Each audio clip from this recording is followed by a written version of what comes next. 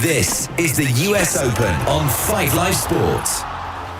Welcome back to 5 Live Sport, where we were hoping our commentary of the men's US Open final would be underway. It has been delayed. Stringent security checks, meaning spectators are taking longer to get into the Arthur Ashe Stadium in New York. This, of course, is heightened security around the attendance of the US President Donald Trump at the men's US Open final. We were expecting the players to be coming out shortly. We're now expecting the players to be coming out about 7:30, hopefully to get this final underway about 7:37 in the UK time, that is. In the meantime, let's get some insight on Carlos Alcaraz. Russell Fuller's been speaking to Spanish tennis reporter Angel Garcia. Angel, first of all, you need to show me what is in your pocket there, because you have a tennis ball of which you are very proud. Tell us the story. Yeah, of course. It's a tennis ball, the last one of the training session that Carlos Alcaraz has just done, and it's a tradition because I had it with Rafa Nadal, and now I have it with Carlos.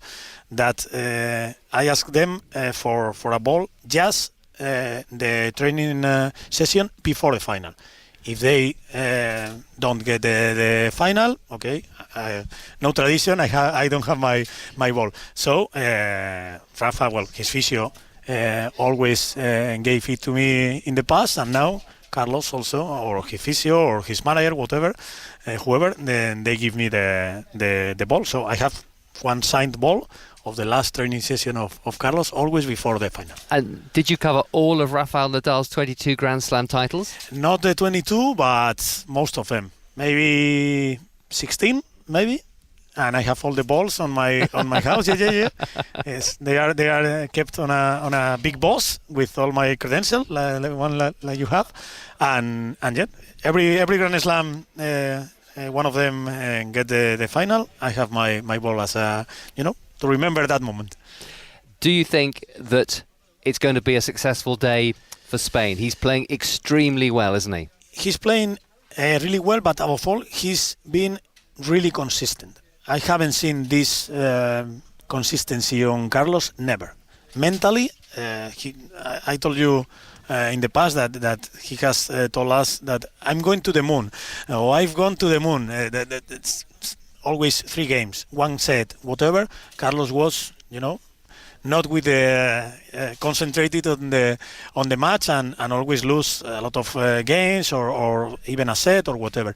But on this tournament, he hasn't gone to the moon even 1 point, 2 points. He's always concentrated, really focused on what he's doing. So mentally, he's the best version I've seen of Carlos. Physically, I think it's also one of the best, if not the best. But tennistically, I think he needs to give another step because I don't like him playing against Novak, the way he plays against Novak. And I think against Sinner, he has to make another step. But, well, maybe because he's on hardcore, maybe 55-45 for Jannik and not for Carlos.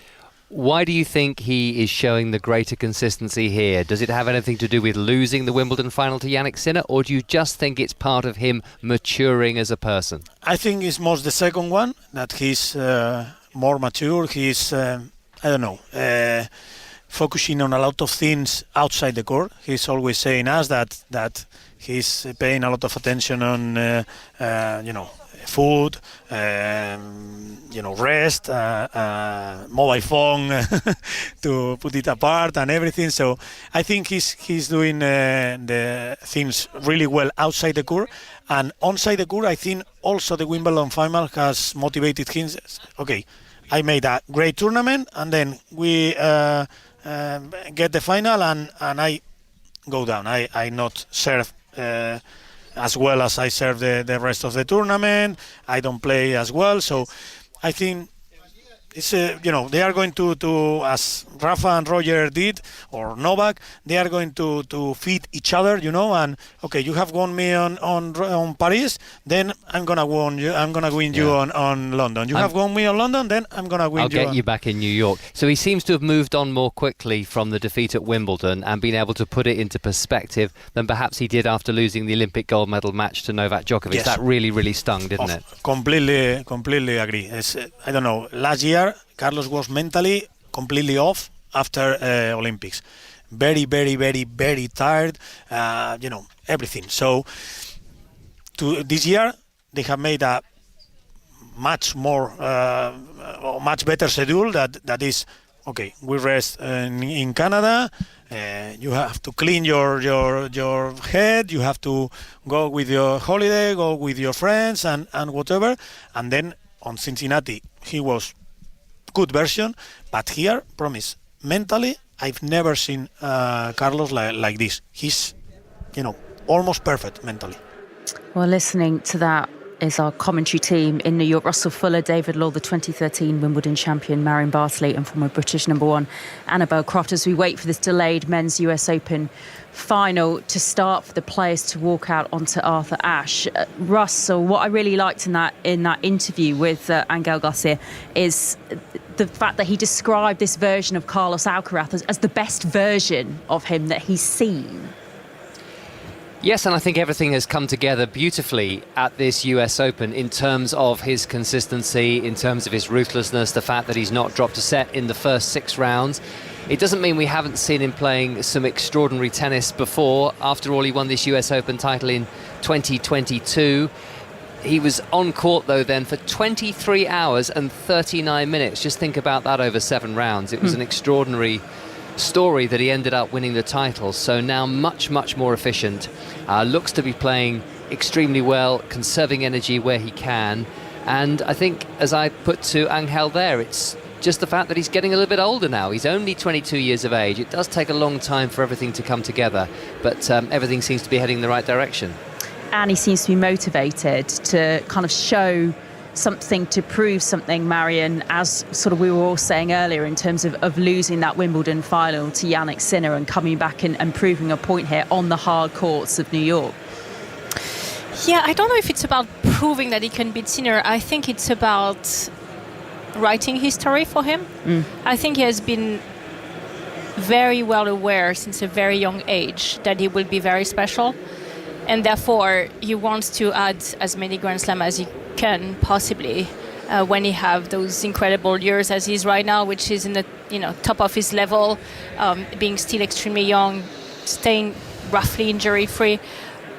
Again, when you look at his demeanor before a final of a Grand Slam, you just don't see him sort of being eager to demonstrate or having to prove a point. I think it's more about staying within the game plan that Juan Carlos Ferrero is going to put together for him.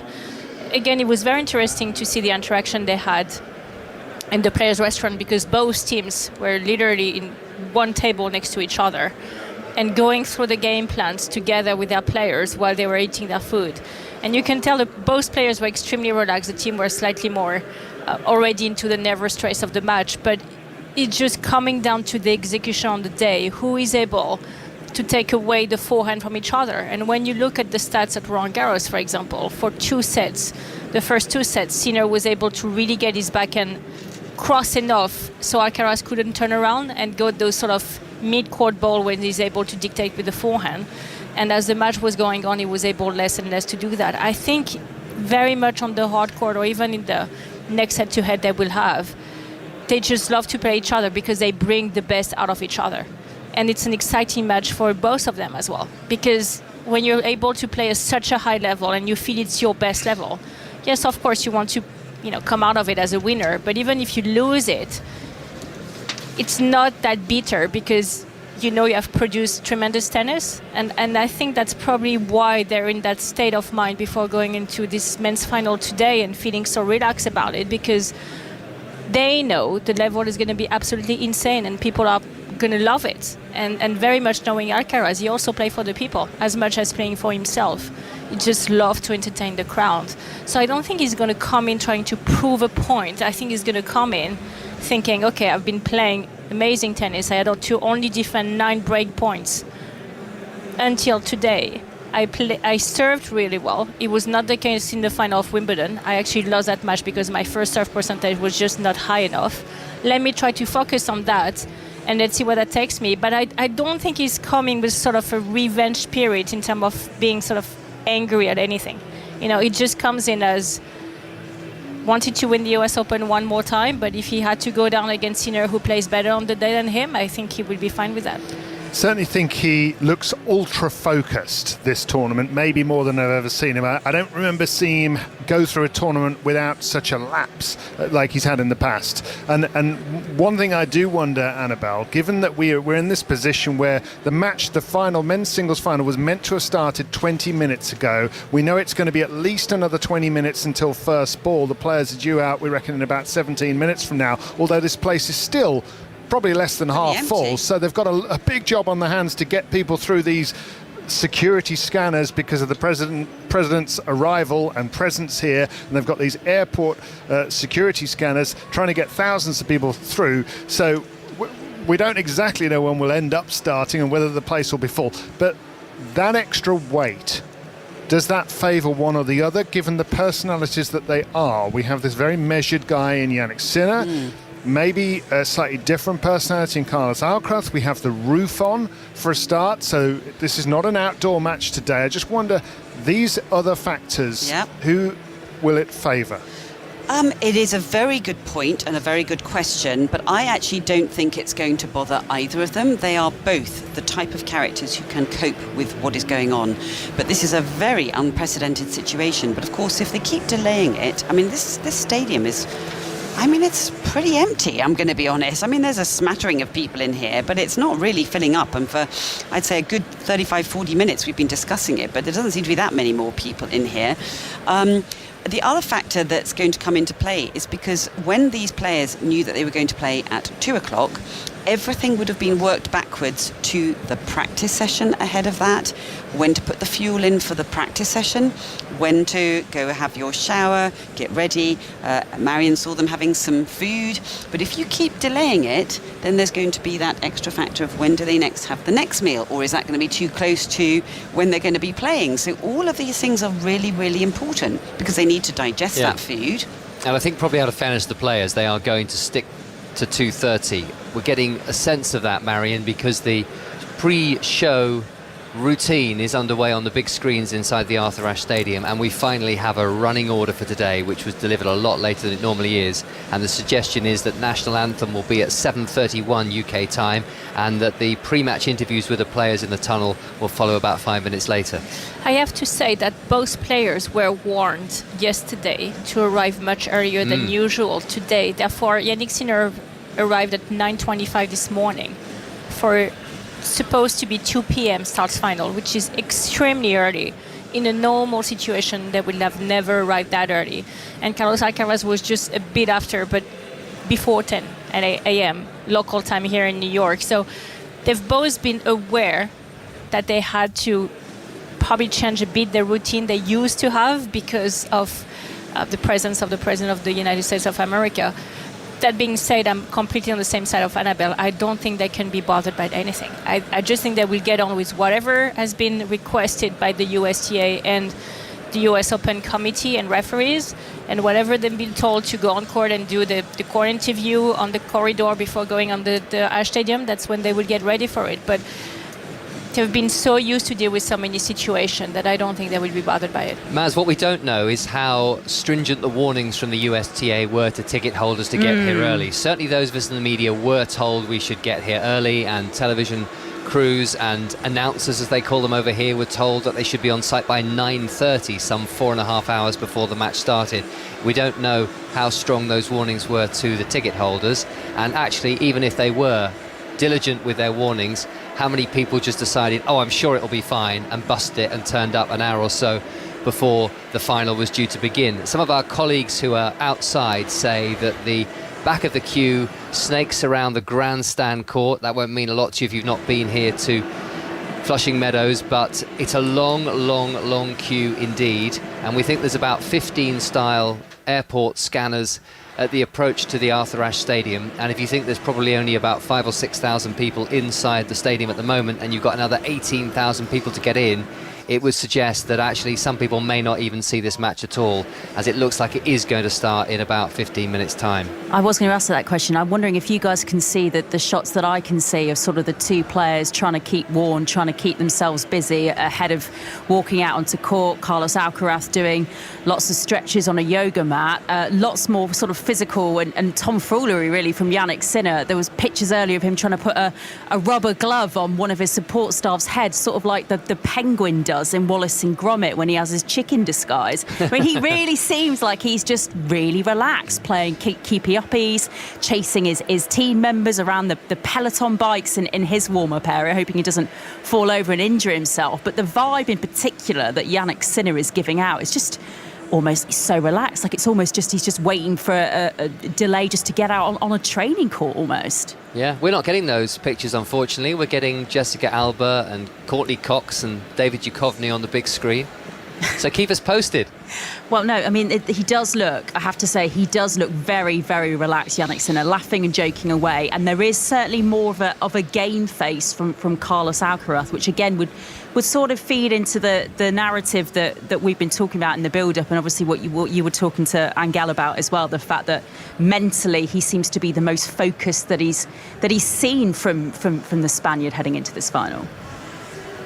Yeah, that's certainly the way he looks, Carlos Alcaraz, and that is what we generally associate with him. When he's on the court, he is always the one with the broad smile on his face, seeing amusement perhaps in certain points, able to show his appreciation of being outfoxed in a ludicrous rally by his opponent. And you do see that sometimes from Jannik Sinner as well, Marion. I think sometimes it's a little bit tempting to portray them as fire and ice too easily, but clearly Alcaraz is generally the more relaxed, and Sinner doesn't show his emotions as readily. Yes, absolutely. But I think Jannik has been able also to sort of grow into that personality when he's showing a bit more of, fun that he's having outside of the court. Actually, social shots in the previous round before his semi-final, he was trying to put a blue glove on the top of his head from one of his fitness coach and having a lot of fun about it. But I think when you win so much and when you're constantly putting yourself in a position to actually win a Grand Slam, it probably helps you to relax a lot more. But I think it's great from Jannik Sinner to see also this side of his personality. I think we have seen that from Carlos Alcaraz for a lot of years now in a row, and I think it's great from Jannik as well to showcase that a bit more. He has been actually coming with a YouTube channel as well, when he's just putting videos of what he's doing when he's not in competition, and he has been answering a questionnaire from one of his Italian teammates, and the question was, do you prefer to play tennis or do downhill ski? And then first answer was playing tennis, and his friend Kobodi said, no, actually give us the true answer, not the fake one. He said, no, actually I prefer to go downhill ski. So I think he has been showing a bit more of that firm personality as well, that probably he had in sort of a closer circle and not showing as much on the court. He has been able to bring it a bit more.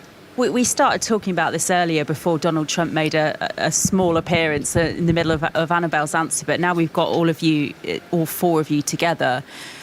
I wonder again, if we reflect on the two players know each other's games so well, what potential weaknesses or potential sort of just things they might try to exploit in each other's game, given that this is another meeting, again at a Grand Slam final, and the fact that these two do know each other inside and out. Well, look, the patterns has been very clear, especially when you look at the 5 past matches they have played, which are all finals, by the way, and they are either finals of Masters 1000 or Grand Slam level. When you're Jannik Sinner, you really don't want to play in sort of mid-court, a bit of one quarter towards the backhand, because that's where Alcaraz is able to run around and dictate with his forehand, and he's just devastating with that shot. Therefore, for Sinner, it's about finding constantly that backhand cross-court that is as close as possible to the sideline, so he can then expose the forehand and play that sort of incredible forehand cross-court that he's possessing, or very hard backhand down the line. Once he drops his ball too much in the middle, that's where he's a lot more in danger, and that's why he has to play a lot more defense. Now, Sinner has been struggling with his serve throughout this US Open. Actually, it was the case in Cincinnati as well. Often we saw him going back into the practice court after winning his match in Cincinnati, same here at the US Open, and he had to face 31 break points coming into this final so far, for 9 for Alcaraz. So really a drastic difference there. Of course, he has been saving most of them, but you will think that if he doesn't increase his percentage of first serve today, Sinner over Alcaraz, Alcaraz is just going to dictate too much, and it's going to be his match. So Sinner will have to have a better serving day that he had so far. Obviously, we're going to play roof closed. That could maybe help as well. And hopefully for him, his abdominal injury, it's something that he can keep at bay. But he has lost a set over Shapovalov, he has lost a set over Auger-Aliassime, and Alcaraz has been coming into the final without dropping a set. So if you look at the stats and the numbers, so far throughout this tournament, Alcaraz has been aging a little bit. Russ? Anything to add, Annabelle? I'm trying to work out the maths on this 12,000 that I understand are still trying to get in, is what I've just been told. And there's various people sending me different varying degrees of who is or how long it's going to take. And one of the things was now 3.5 hours to try and get these 12,000 through so many scanners. And that's what I'm trying to work out at the moment, because this is still not like half full, I don't think, and the match is about to start, and I'm trying to work out if you have, I mean, anyone can try and do the maths on it, but if it takes about 30 seconds to get people through those scanners, and you've still got 12,000, we reckon there's about 10 or 12 scanners maybe, or maybe possibly 15. I'm just a bit sad that all these people who have bought tickets, and we understand the tickets are very, very expensive at the top of the stands. You know, if you're spending thousands and you're not going to be able to see it, or you're not going to see the start, you're missing the whole occasion. So, yeah, it's a nightmare. Just picking up, Russ, finally, it sounds like things are starting to get underway, but behind you. But in your interview with Antonina Petkovic earlier, and she was pointing out that the way to get a set off Jannik Sinner this fortnight is to come into the net, to keep the rally short. That's obviously how Auger-Aliassime got a set off him in the semis. Yes, you can get a set, but can you get three playing tennis like that? That is the big question. And it will be fascinating to see early on what the players are trying, whether they're trying something a little bit different. They know each other so well, of course, now as they approach their 15th meeting in total. Carlos Alcaraz has won 9 of those matches. Jannik Sinner has won 5. Alcaraz had won 5 in a row until the Wimbledon final, which Sinner won in 4 sets. And there has been one meeting since then, but it only lasted 5 games. Sinner had a virus and was not able to continue that final in Cincinnati just 3 weeks ago. So Alcaraz, a champion heading in, a dominant season for him overall. This is his 8th consecutive final. He's won 45 of 47 matches since April, with titles in Monte Carlo, Rome, Roland Garros, Queens and Cincinnati. Donald Trump, the president, has reappeared on the balcony of the suite from where he will watch the match, and we are now going to really begin the build-up to this final in earnest. Sunday here at the US Open. Please rise, if you're able, for our pre-match anthem ceremony and the presentation of our nation's colors. We're standing by to go live on ABC. Here to perform our national anthem, accompanied by American Sign Language performer Gabriel Silva, and joined by members of the United States Marine Corps, 6th Communications Battalion, Brooklyn, New York Color Guard, along with members of the US Open Ball Crew. Please welcome, from the United States Military Academy Band at West Point, Sergeant Major Carla Loy Song. Oh, say, can you see by the dawn's early light what so proudly we hailed at the twilight's last gleaming, whose broad stripes and bright stars perilous fight o'er the ramparts we watched were so gallantly streaming, and the rockets' red glare, the bombs bursting in air, gave proof through the night was still there. Oh, say does that star-spangled banner yet wave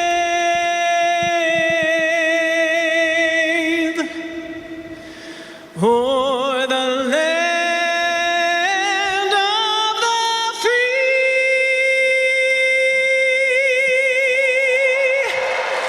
and the home of the brave.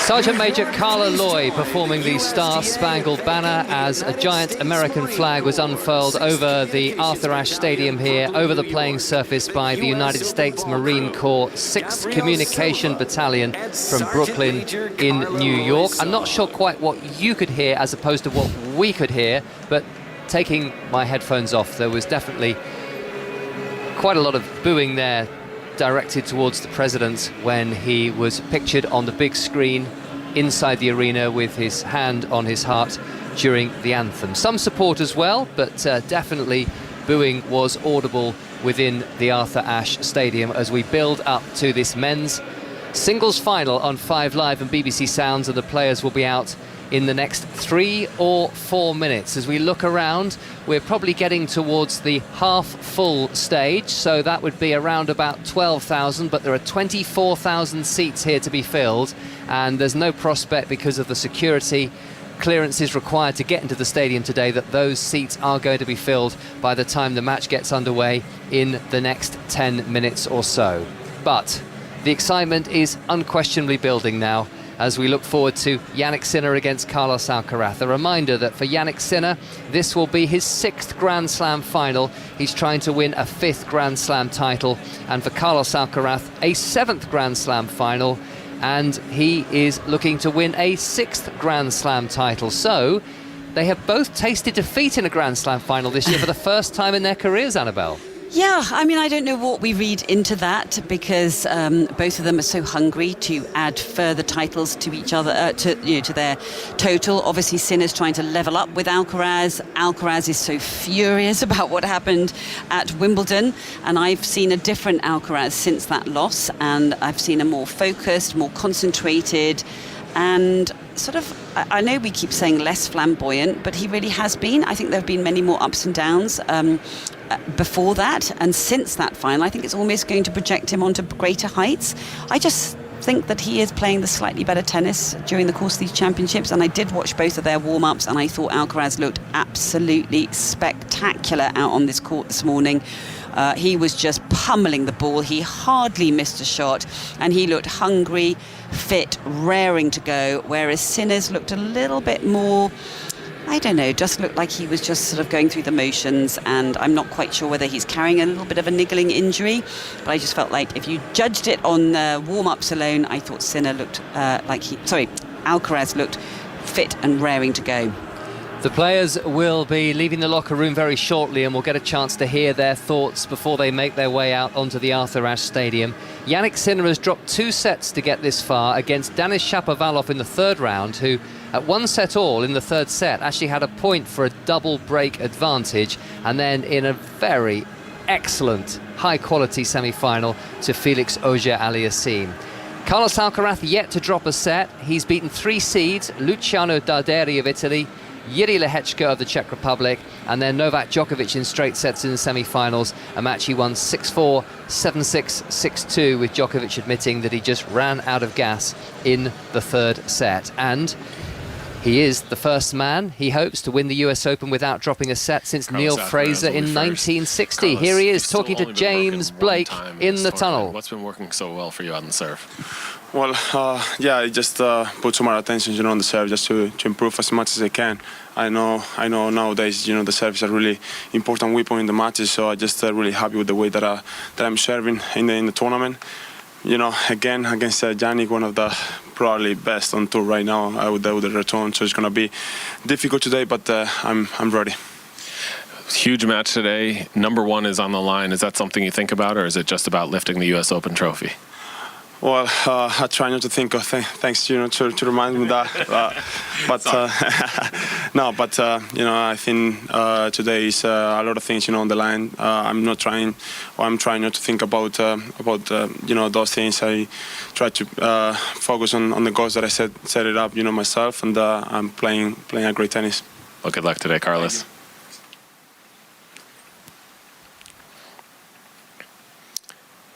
And now the defending champion, Jannik Sinner. Jannik, you've been so dominant in the hard court majors the last 2 years. What's been the difference on these hard courts for you? I know for sure it's the surface where I feel more comfortable. But I feel like this season has been an incredible season.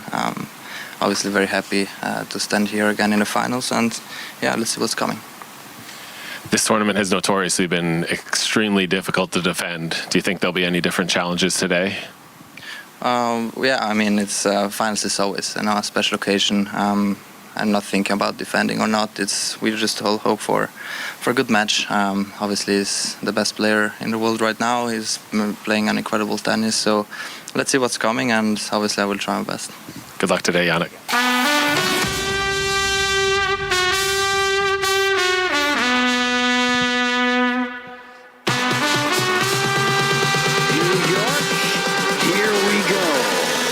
Welcome the 2025 U.S. Open Men's Singles Finalists. From Spain, 2020 U.S. Open and 5-time major champion, Carlos Alcaraz. Alcaraz walks out onto the Arthur Ashe Stadium. The pyrotechnics in operation again. Smoke heading up through the stands inside the Arthur Ashe Stadium. And from Italy, the defending champion and #1 player in the world, Jannik Sinner. A 5th consecutive Grand Slam singles final for Jannik Sinner. An incredible achievement, and the 4th man in the Open era, which is since 1968, to reach all 4 Grand Slam finals in the same year, following in the footsteps of Rod Laver, Roger Federer, and Novak Djokovic. And he is walking out with a shiny jacket, clay-coloured shiny jacket, and a white baseball cap. It was a shiny purple jacket for Carlos Alcaraz, but he has already removed that, and we can see his pink sleeveless top, his purple shorts, and the purple sweatband going on his right arm now as he takes a freshly gripped and strung racket out of his bag, puts the plastic in the bin, and is walking out for the coin toss, which will be conducted by one of the mascots here under the watchful eye of the British umpire James Keothavong, who is officiating in his first US Open men's singles final, which completes his set. It means he's now been an umpire of every single men's and women's singles final at the 4 Grand Slams. Side Tennis and Swim Club in Charleston, South Carolina. Fans, let's hear it for 9-year-old Jack Beasley. The 9-year-old will be conducting the coin toss. Same format as your last matches. Any preference on towel box, red or white? We go red, white. Okay, any questions? Before we do it, we have US Open or trophy. Anyone to go? US Open. US Open. Do you want to toss it, Jack? Fantastic. Woo. US Open. I receive. Okay, can we have a photo together, please? Carlos Alcaraz has elected to receive, and there's a photograph now taking place between the 2 players. 9-year-old Jack Beasley from the Creekside Tennis and Swim Club in Charleston and South Carolina, who tossed the coin, and Marat Safin, who is the special guest, currently coaching Andre Rublev, but he's here to celebrate the 25th anniversary of his famous US Open win. And now the 2 players pose for photographs either side of the net. Marat Safin's going to jump in now for a photograph with the players as well. And once those final photos have been taken, one more for the 2 contenders for the title, and now they make their ways to the back of the court.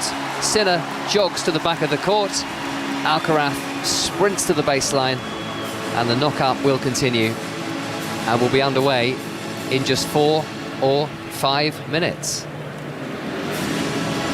Are we reading anything into the knock-up? Do you ever read anything into a knock-up, Marion? It's very early because they've just hit a few forehands each, but sometimes I think you can sense that players are a little bit nervous. You do, and especially with the number of balls they're going to miss, whether it's in the net or long. You actually also sense, I feel a lot more on the serve and return to see who is already warm into the serve and who wants to take on and start cracking at it and serving first. I always felt that wanting to receive first is almost as saying I'm not really completely ready, so I let you serve first, and I can get myself 5 extra minutes to get into the match.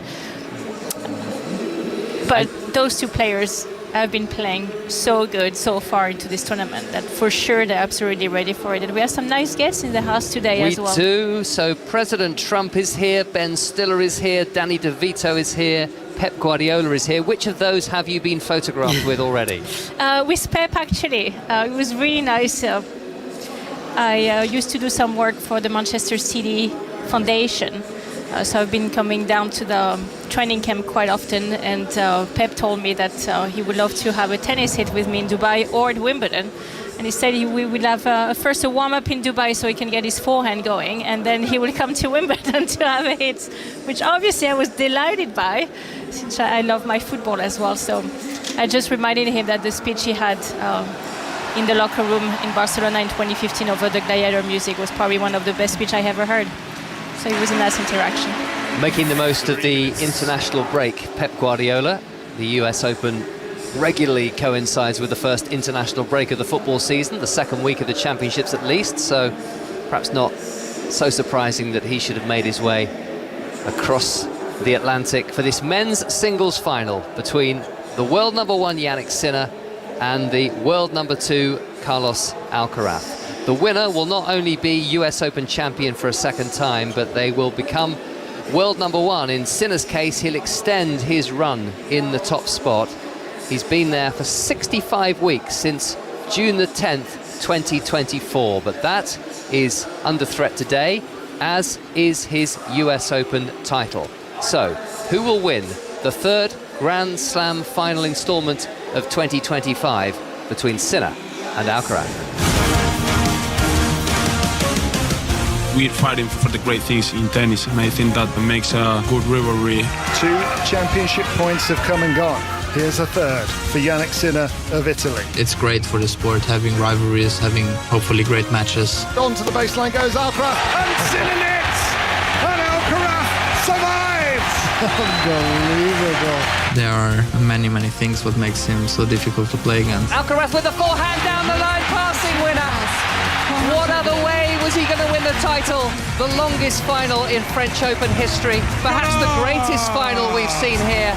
You know, they're at the early stages of what feels like it could be one of the great tennis rivalries. Here at Wimbledon, we're in for a mouth-watering men's final between the world's top 2 players. Can Sinner banish the demons of Paris? He's someone who pushes me to the limit. He serves down the centre, and that'll do it for Jannik Sinner, who is the Wimbledon champion. It's great for the sport. It's good to have someone like Carlos. That is absolutely obliterated. Forehand winner from Alcaraz. It's a lob from Sinner, and it's in! And it is utterly tremendous from the Italian. If I'm playing against Jannik, obviously I'm going to take things about the last matches that I've played against him. We have faced each other quite a lot now lately. You know, I love these challenges. Alcaraz against Sinner for the US Open title, the final Grand Slam match of 2025. 30 seconds left in the knockout, and your tuned and trained eye, Annabelle, very good at watching the warm-ups and the practice sessions for us, tells you that maybe Alcaraz is feeling the nerves. He definitely, I'm going to be honest, having said the practice ahead of this match was more impressive. I felt like the interview they did ahead of walking out, you could hear his breathlessness in the interview. I thought he sounded way more nervous than Sinner. And actually on the warm-up, this little 5-minute warm-up, he was very nervous at the start. He was smacking a few balls that were missing by quite some distance. And actually, that's why the warm-up is so important ahead of the match, because actually when you've got that much adrenaline running through your body, you need to run as much as you can and get rid of that adrenaline and use this time to try to release it so that you can actually bring your better movement and your better stroke play into the match. So yeah, it's a very key time this, but I'm sure he'll settle down, but he definitely looks a little bit more nervous than Sinner, if I'm honest. So we're about to get underway here with this men's singles final. 5 Live, BBC Sounds, Annabelle Croft is here. The Wimbledon champion of 2013, Marion Bartoli, is also here. Around about half of the crowd of just under 24,000 are here. It's no more than that at the moment, and that's because of the stringent extra security for the visit of President Trump. And there are a lot of people still going through those airport scanners, and they're going to be watching the first set of this match, and possibly more of it if they're at the back of the queue, on the screens out there in the plaza. Very much a shame to have a half-full crowd, but 12,000 people will still make quite a noise. And here is Jannik Sinner, the defending champion, having been put in by Carlos Alcaraz to open this men's final. And the first serve is a good one down the tee. It's a short return from Alcaraz, and the forehand is smashed back by Sinner, who wins the point as Alcaraz connects with the ball, but can't steer the forehand in play. Well, that was an ultra-aggressive first point from Sinner, a real sort of intent to set the precedent in this opening point. And we will be watching his service speeds because of that stomach muscle concern. He said he felt a small twitching after serving in the second set of his semi-final against Felix Auger-Aliassime. Lands another first serve, Sinner, and he's going after the forehand. Alcaraz backhand just clears the net. Sinner down the line with a forehand winner. Well, what a start. I mean, no sign of any nerves from Sinner. He is so cool as a cucumber, isn't he? You know, you just can't read him psychologically. He gives nothing away. His expression looks very emotionless, very calm. There's no twitching of any features or anything. He's, in a very, very calm space right now. Sinner's average serve for the tournament is around about the 120 mile an hour mark, and that first serve just then was exactly 120 miles an hour. But if there is a problem there, it's more likely to become a factor as this match goes on. A first serve missed by Sinner. Second serve at 30 love, backhand from Alcaraz. Sinner's backhand. Alcaraz on the baseline with a forehand onto the sideline, and Sinner wide as he tries to switch things cross-court. 30-15.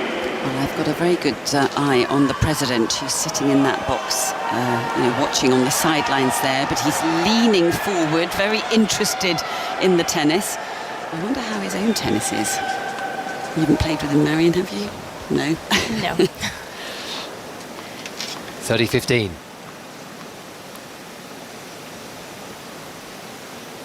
Sinner wearing the white compression sleeve on his right arm, and Roland Garros clay coloured outfit and a white baseball cap puts a first serve into the net.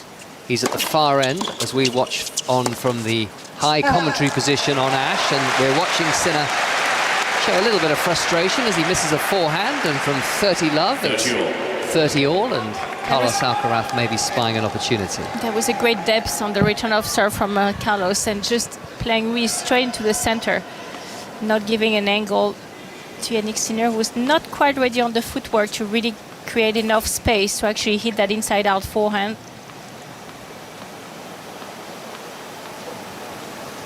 So 30 all in the opening game of the final. Sinner nets. And one of the ball team tidies up and sprints back to his position at the side of the net post. And what a ferocious return here by Alcaraz on the forehand. Deep into the court, in towards the body of Sinner, who goes long with a forehand, and it's break point number 1 in the very first game of the final. Wow, that was quite something to behold, wasn't it? Seeing that explosive forehand and how quickly he saw that return of serve, and it really shocked Sinner. I mean, it almost knocked him backwards. he could not control that ball coming at him so fast. Sinner won the first 2 points of the final, Alcaraz the next 3, and so the Spaniard has a break point, and it's a terrific serve down the tee by Sinner, who actually has done a very good job of saving break points in this US Open so far.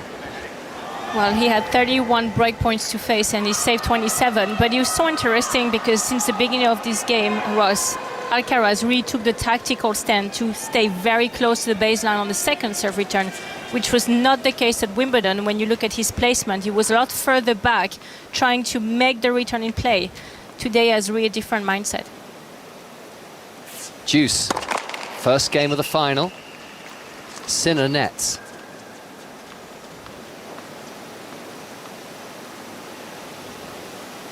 Second serve.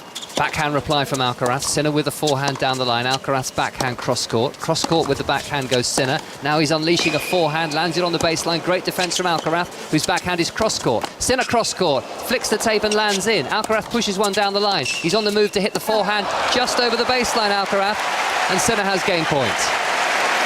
And again, it's just that capability, Annabelle, when every time Sinner has a forehand and he's in an offensive position, he can just create a bit of extra pace, even compared to Alcaraz, who is so capable of thumping his forehand. But Sinner has that extra sort of wrist action. Yeah, it's injection of extra pace. It's a little bit flatter, isn't it, the way he creates that aggression through the court, whereas Alcaraz has a little bit more rotation and comes up the back of the ball a little bit more, so they look different, their forehands, but it's quite something seeing the way they're blasting it at each other. But not always finding the mark. Sinner has blasted a forehand over the baseline there, and we go to Deuce for a second time. Deuce. That lost a little bit of control, that one. He didn't look like he really controlled the racket head up high, the way he took that ball. I mean, what a long game this is to start this match off. If this is an indication of what we're in store for, we're in for a long one. I'm getting flashbacks to Roland Garros. Yeah, me too. We are all. And the first game in particular, which lasted around about 12 minutes from memory. Forehand is swishing at thin air, an ace from Sinner. And he's a chance to close out this game after a mere 6 minutes. I talked to Darren Cahill just before coming on air, and I was asking him how he was feeling. And he said, well, I'm feeling a lot more nervous than Jannik. It's just because we don't know how long it's going to last. There's so little that separate those two. We know we're going to be in for an amazing battle. Game point then to Jannik Sinner. Excellent serve, blocked back by Alcaraz. Forehand Sinner. Alcaraz with a forehand cross-court with immense power, and now he's got a short ball from Sinner. Hits the forehand down the line. Sinner cross-court with a forehand. Lands it on the baseline. Backhand from Sinner cross-court. Alcaraz with a backhand. Sinner's backhand down the line. Alcaraz cross-court with a forehand. And it's only the first game of the match. This is ridiculous. Oh my goodness, this is madness. Utter madness what we're already witnessing. And you only have to listen to the reaction of the gasps of the crowd when they're witnessing this kind of ball striking that is breathtaking. At Yellow alone, I feel like Alcaraz had to hit 5 beyond amazing shots to actually win the rally. I mean, that's also the court coverage that Sinner is capable of having. And note to self, don't go too soon. This is game one. Commentators need to be able to pace themselves. Yeah. But that was a spectacular rally. And what an opening game. At Deuce again. Backhand reply from Alcaraz. Backhand from Sinner. Alcaraz backhand. Sinner's forehand miscued but in. Backhand from Sinner into the net. Alcaraz will have a second opportunity to break. Well, that was interesting because Alcaraz didn't get hold of that last ball. A couple of mishits from both of them there, and it was the slower pace ball that had a little bit more height on it, not much pace on it, that actually caused the error from Sinner. And I'm sure they're both puffing a bit in this opening game. I mean, they've been blasting the ball at each other, taking lumps. Oh my goodness. What a first game. Break point to Alcaraz, and Sinner nets the first serve.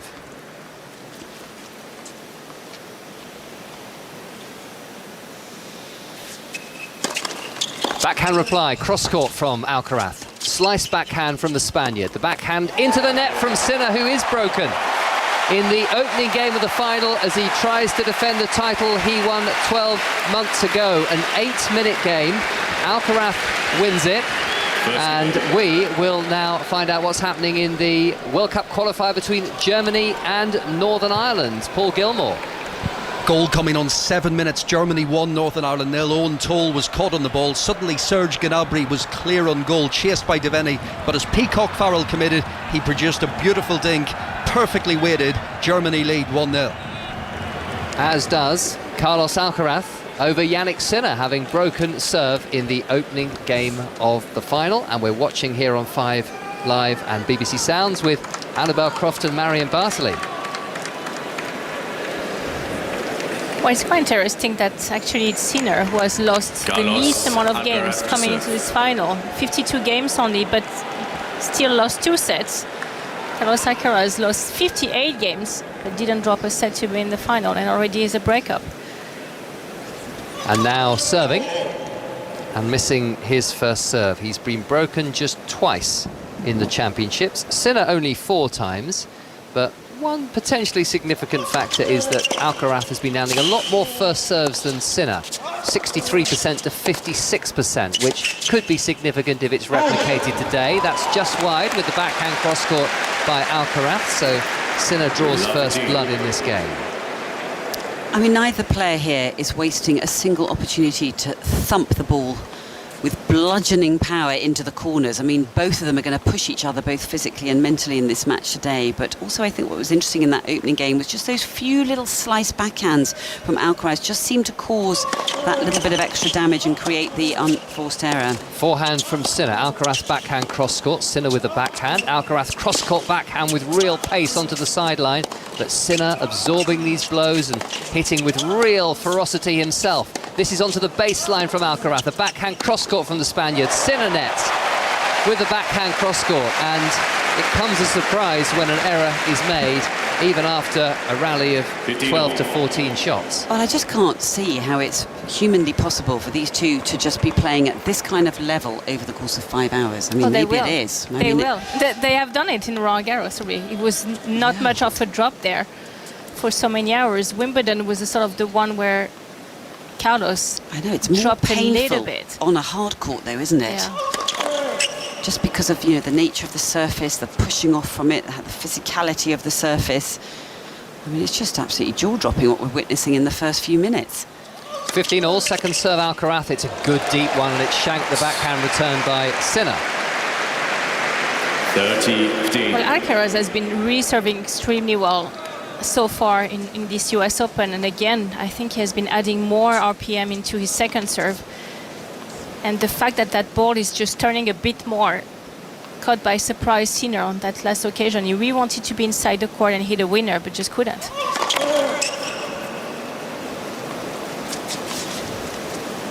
30-15. Alcaraz netting, chasing a 6th Grand Slam title here this afternoon in New York. Early evening in the UK, and it's Sinner slipping there as a forehand winner from Alcaraz flashes past him. You wouldn't choose to put these outfits side by side, would you? The sort of clay-coloured outfit of Sinner and then the shocking pink and burgundy down the other end. They're sort of slightly clashing, don't you think? So you wouldn't dress 2 bridesmaids in those outfits? Definitely not. It would ruin the photos post-wedding. I think so. I think that actually if they stand side by side, I think it's a bit of a clash. 40-15 Alcaraz. Now he hits a lovely sliced, forced forehand to the back of the court cross-court when he was shaping up to play a drop shot. We've seen him play that earlier in the championships. It's a shot of beauty. It's a winner, and Alcaraz leads by 2 games to love. Well, he might have been a bit tense during the warm-up, but the first 2 games he has played, Carlos Alcaraz, he just came out of the blocks absolutely going for it on every single ball. This movement has been extraordinary because really on the first game, Jannik Sinner didn't put a foot wrong and yet got broken.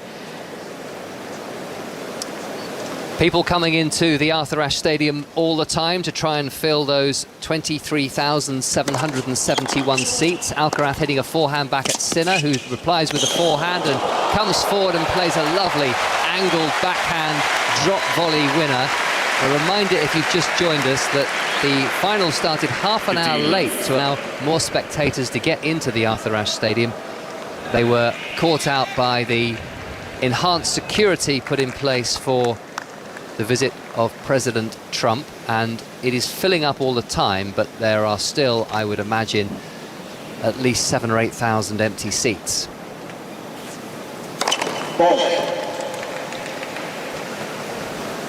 You probably wouldn't know it by the sound of the Arthur Ashe Stadium, because it's been a brilliant start to the final, and those that are inside the arena are really making their voices heard. That's a forehand missed by Sinner.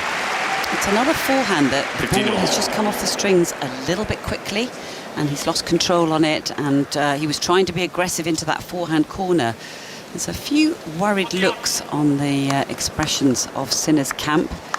And Lindsey Vonn is in Jannik Sinner's box. Who is? Lindsey Vonn. Oh, that's who it was, yeah.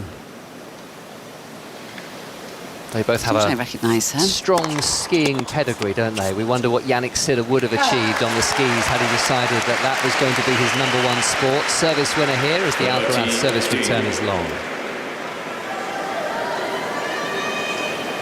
It's interesting to see at the beginning of the match how much Alcaraz is just absolutely going for every single second serve return, putting so much pressure on Sinner to actually have to make the first serve. 30-15. Alcaraz's golf partner Sergio Garcia is also back. They played together on Wednesday. Forehand cross-court from Alcaraz. Sinner cross-court forehand. Flatter and more powerful. Terrific defence from Alcaraz. Now Sinner landing one on the sideline, and Alcaraz got another ball back, and Sinner has gone long with the forehand. What a point.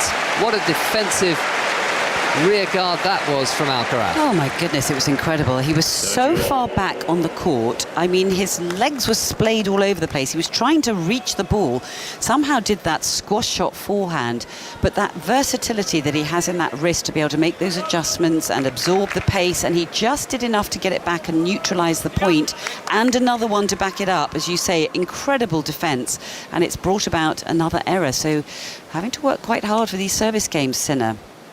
He's already a break of serve down, love 2 in the final, missing a first serve here at 30 all.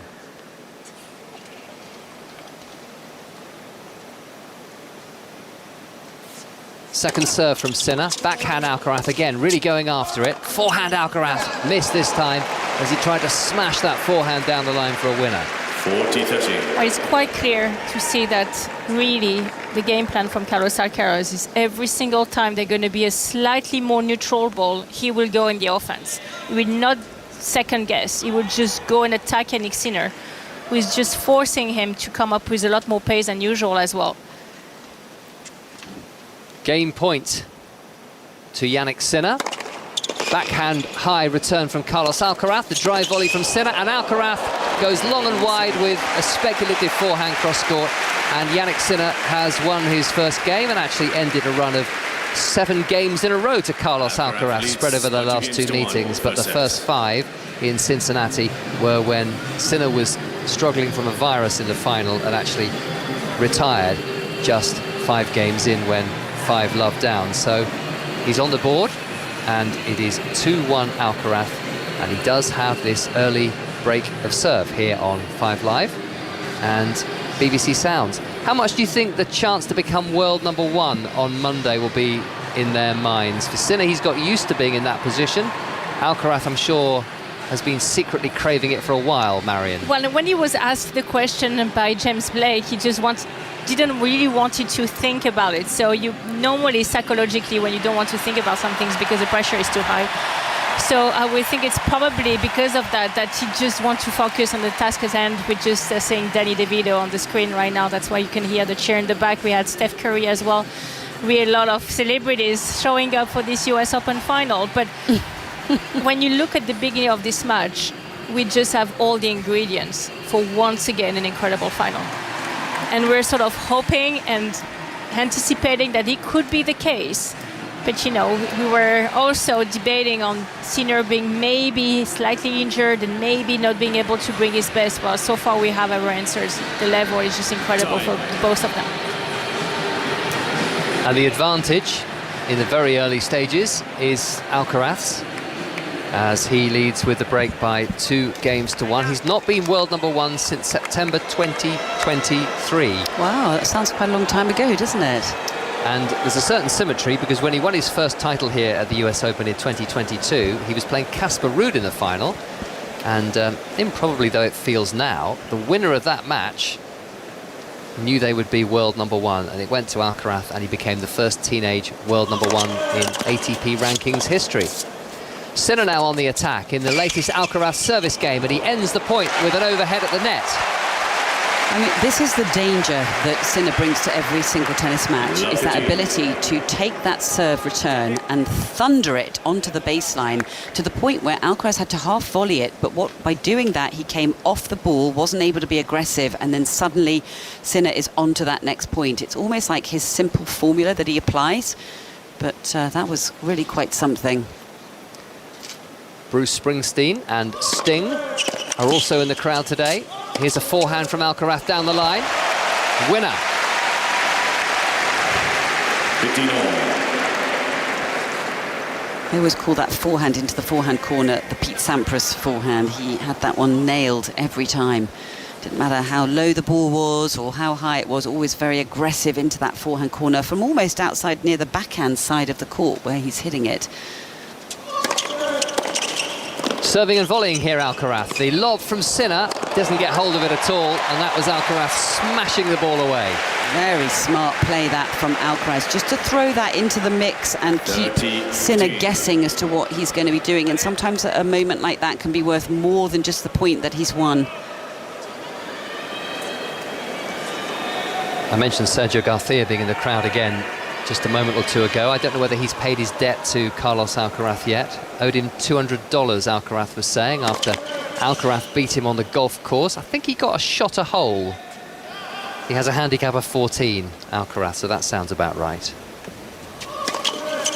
So $200 already earned this week, and the chance to earn another $5 million should he win the title. Sinner's missed a forehand. 40-15. Just that constant aggression that Carlos Alcaraz has been able to bring, that has been really, for me, a lot more than what was the case at Wimbledon on clay at Roland Garros, has been sort of taking Sinner a bit by surprise, and he's rushing now a lot more on the forehand side than usual. Alcaraz has 40-15, the backhand from Sinner. Alcaraz with the forehand to Sinner's backhand, which is hit cross-court, and now he's got Alcaraz on the run, and Sinner coming forward, hitting the volley, and the lob from Alcaraz is over the baseline.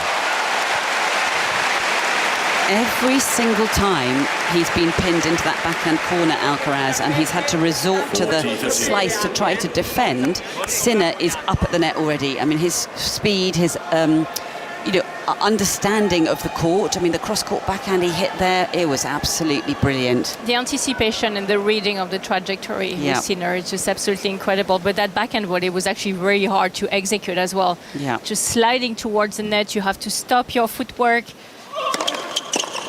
One game point remaining for Alcaraz. The drop shot. Sinner lobs in. Alcaraz is happy to see it land over the baseline. And he holds to 30.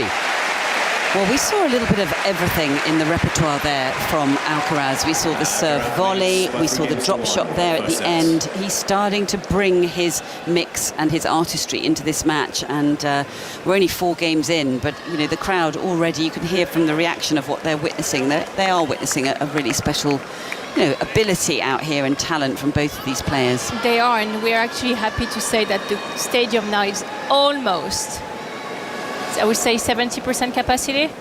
Yeah, it's filled up much quicker than I anticipated. Exactly. At one point I thought it was going to be about 3 hours. Does that suggest your maths was dodgy? It was very dodgy. Well, I was communicating with a few people who are mathematicians and trying to work it out, but... I can see a lot of zeros on your phone at one point. Yes. As Alcaraz smashes a forehand cross-court winner. Well, we were trying to work out the seconds. You know, I reckoned when I came in it was about 30 seconds to maybe 45 seconds to get through the security.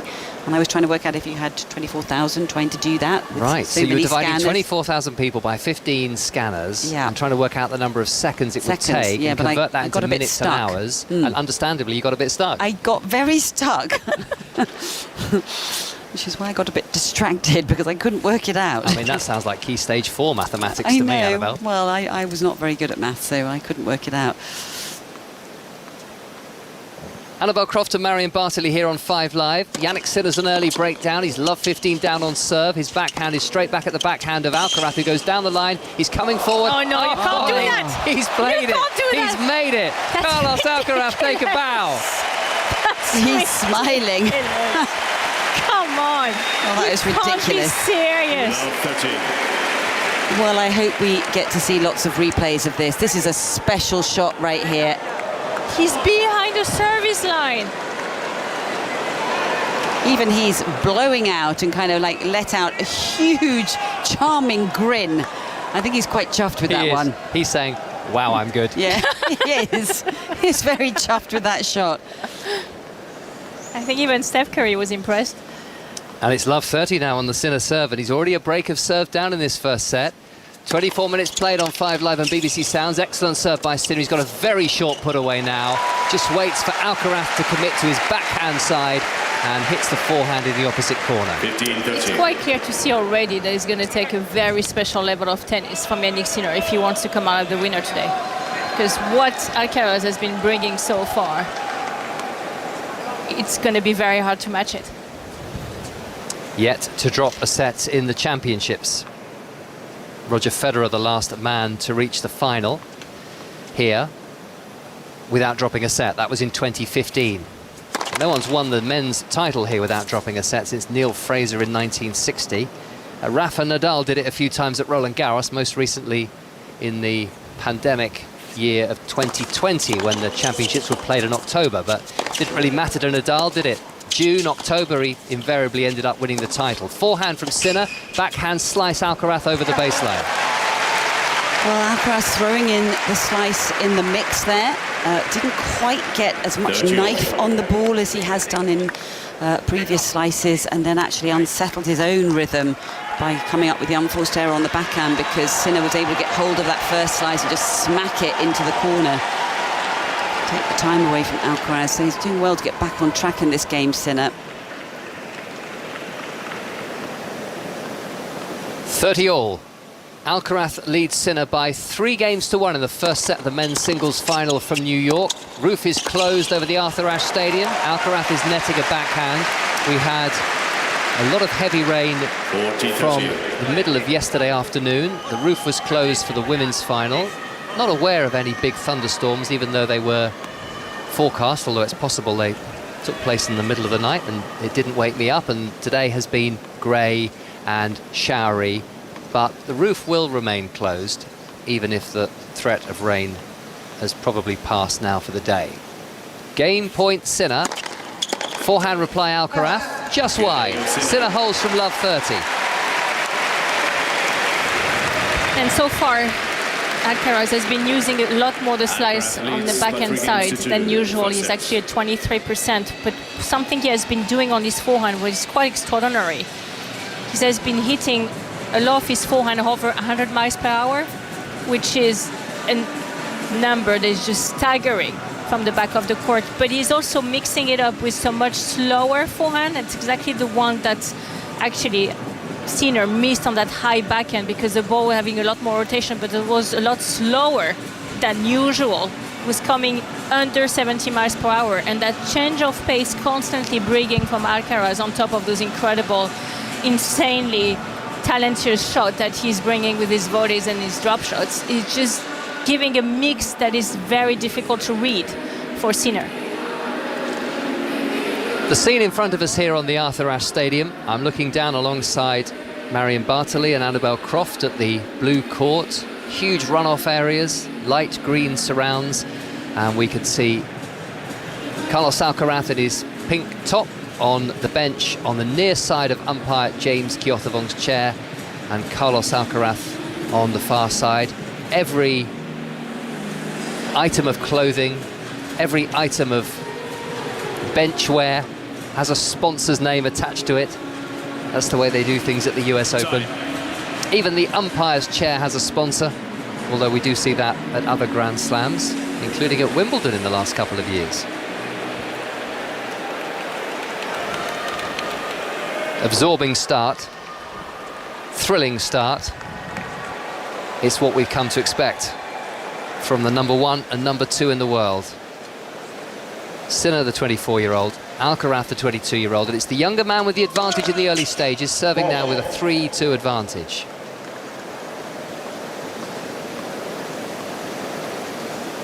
In his 8th consecutive final.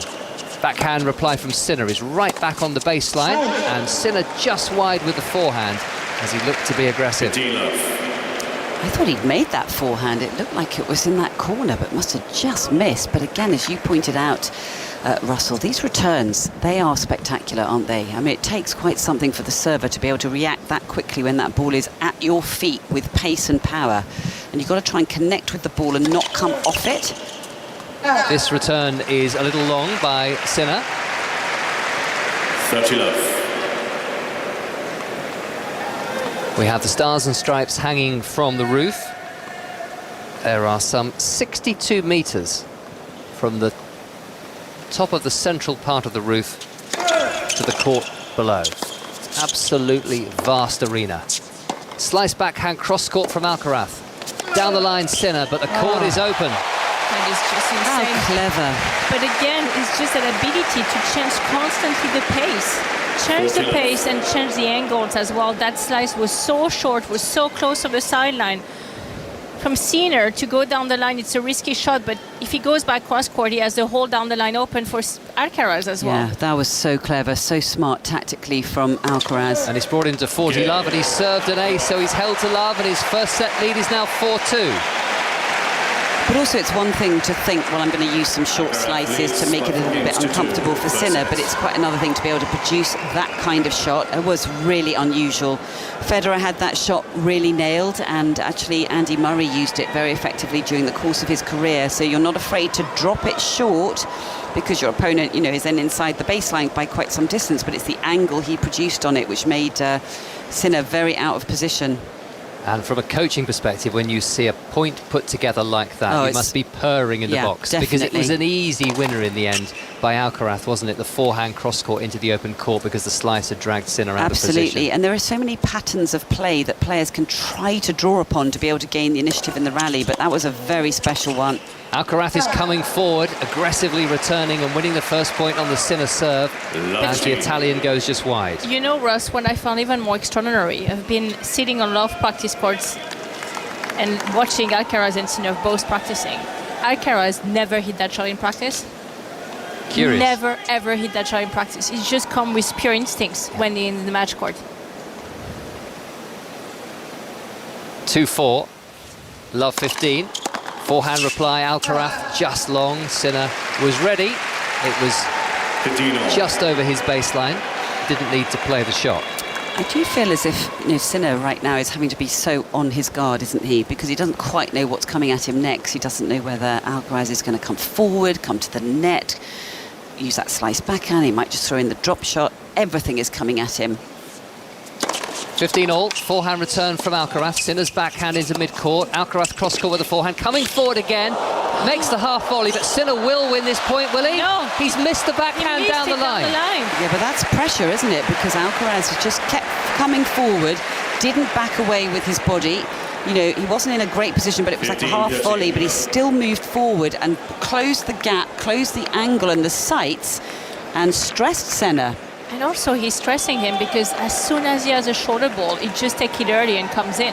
Constantly, and there's been a lot more coming in from Alcaraz than he has ever done in the past matches he has played over Sinner.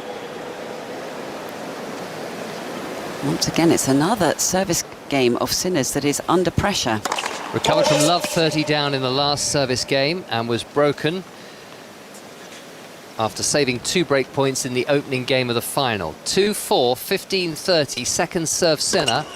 Alcaraz backhand, Sinner with the backhand to the Alcaraz forehand, hit with great power to set up 2 break points for Carlos Alcaraz as Sinner rather cloths that forehand return. I'm waiting for the first sign of Sinner to be looking a little stressed towards his camp. I mean, he usually keeps a lid on everything and is very calm, very composed, but once he starts to look across at the camp, then you'll know that he's starting to feel uncomfortable. But Alcaraz very much in the driving seat at the moment.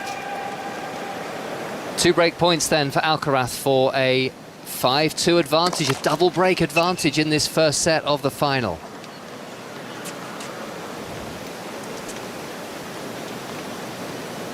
Sinner needs to rely on his second serve here. Forehand from Alcaraz into the net. 30-40. Well, that's a rarity. We haven't seen any unforced errors really from Well, I was just thinking Alcaraz's that racket. it's just if Alcaraz can sustain that level and is not dropping by 3-4%, I don't think it's even possible to beat him, because he just don't give you anything that you can work with.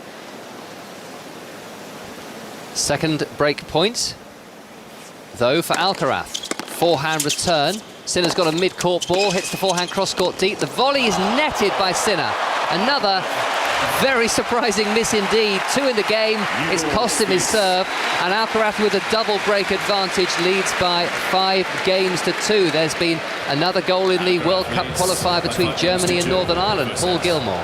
What a moment for Northern Ireland. Equaliser coming on 34 minutes. A corner to the back post. Isaac Price unmarked to control a side-footed volley into the German goal, his 10th international goal, and it comes in Northern Ireland's best spell of the game so far. Brilliant moment for Michael O'Neill's side. It's Germany 1, Northern Ireland 1.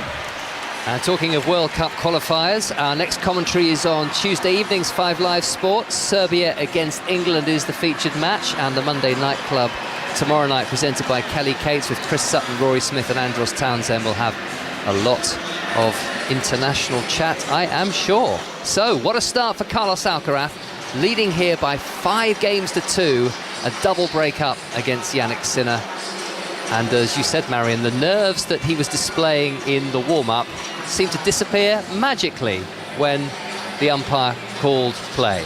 Well, absolutely, and again, it's just from Carlos Alcaraz, an incredible ability that he can play amazing tennis being in offense, but he can play also amazing tennis being in defense. And normally you will always think that you have a preferable pattern that you're slightly better at, whether it's defense or offense. But I've been really finding quite extraordinary the way Alcaraz so far has been coming out of the blocks, and every single slightly shorter ball, he's just been absolutely taking towards the net, charging forward, and then being insanely good in defense as well, because those attacks from Jannik Sinner were not neutral. They were really close to the lines with a lot of power.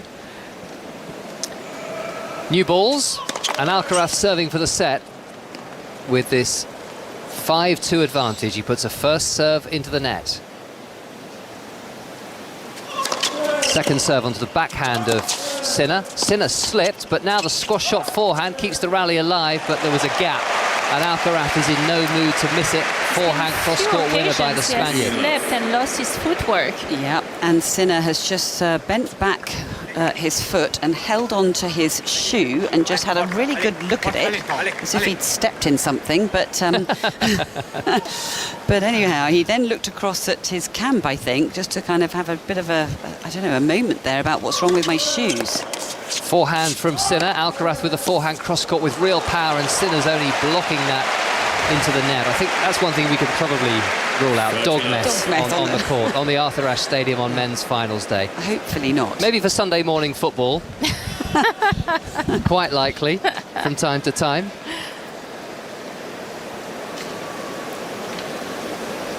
Two points away, Alcaraz at 30 love, serving and volleying again. The volley is punched to the back of the court, and Sinner tried to smash the ball as hard as he could in the direction of Alcaraz, but could only net, which pretty much tells you the story of the first set of this men's singles final. 3 set points to Carlos Alcaraz. I'm quite surprised Sinner just did that, because that was what you call a tube, where you're trying to hit your opponent. He went straight at the body, didn't make it. Maybe he was trying to get rid of some, bit pent-up frustration from this match. Here's the first of the 3 set points.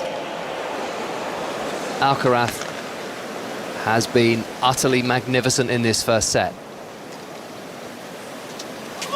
Second serve, forehand Sinner into the net. What a set of tennis. Only lost 3 points on his serve, Alcaraz, in his whole first set. We enjoyed it. Jannik Sinner, I suspect, will not have enjoyed it, because a 6-2 scoreline and Carlos Alcaraz very, very much in the mood is not what you want as the current world #1 and current US Open champion. Annabelle, on the evidence of the first 38 minutes, both those positions are under threat as Donald Trump is pictured on the big screen at the end of the first set, which I didn't necessarily think the camera crews would do. And he is clenching his left fist and trying to smile through a very mixed reaction. There is definitely applause, but as was the case when he was pictured during the national anthem, there is quite a lot of booing as well inside the stadium. Yeah, that's quite uncomfortable, actually, isn't it, watching that? But as you say, he tried to smile his way through it. But let's go back to the tennis, and that was absolutely jaw-dropping level that we've just witnessed from Carlos Alcaraz. And as I said before, we saw a little bit of everything from him, and so clever, as Marion said, to mix up some of the paces, slices, drop shots, a bit of everything, serve and volley. Russell. 6-2, Carlos Alcaraz. Set number 2 coming up on 5 Live and BBC Sounds after the latest news. Read by Dan Maudsley. The voice of the UK. This is BBC Radio 5 Live. Ukraine's President Zelensky has urged European countries to stop buying Russian energy following the biggest attack on the country from the air since the war began more than 3 years ago. At least 4 people, including a child, have been killed in strikes on Kyiv. There was also widespread damage, including 2 government buildings in the city, which were hit for the first time.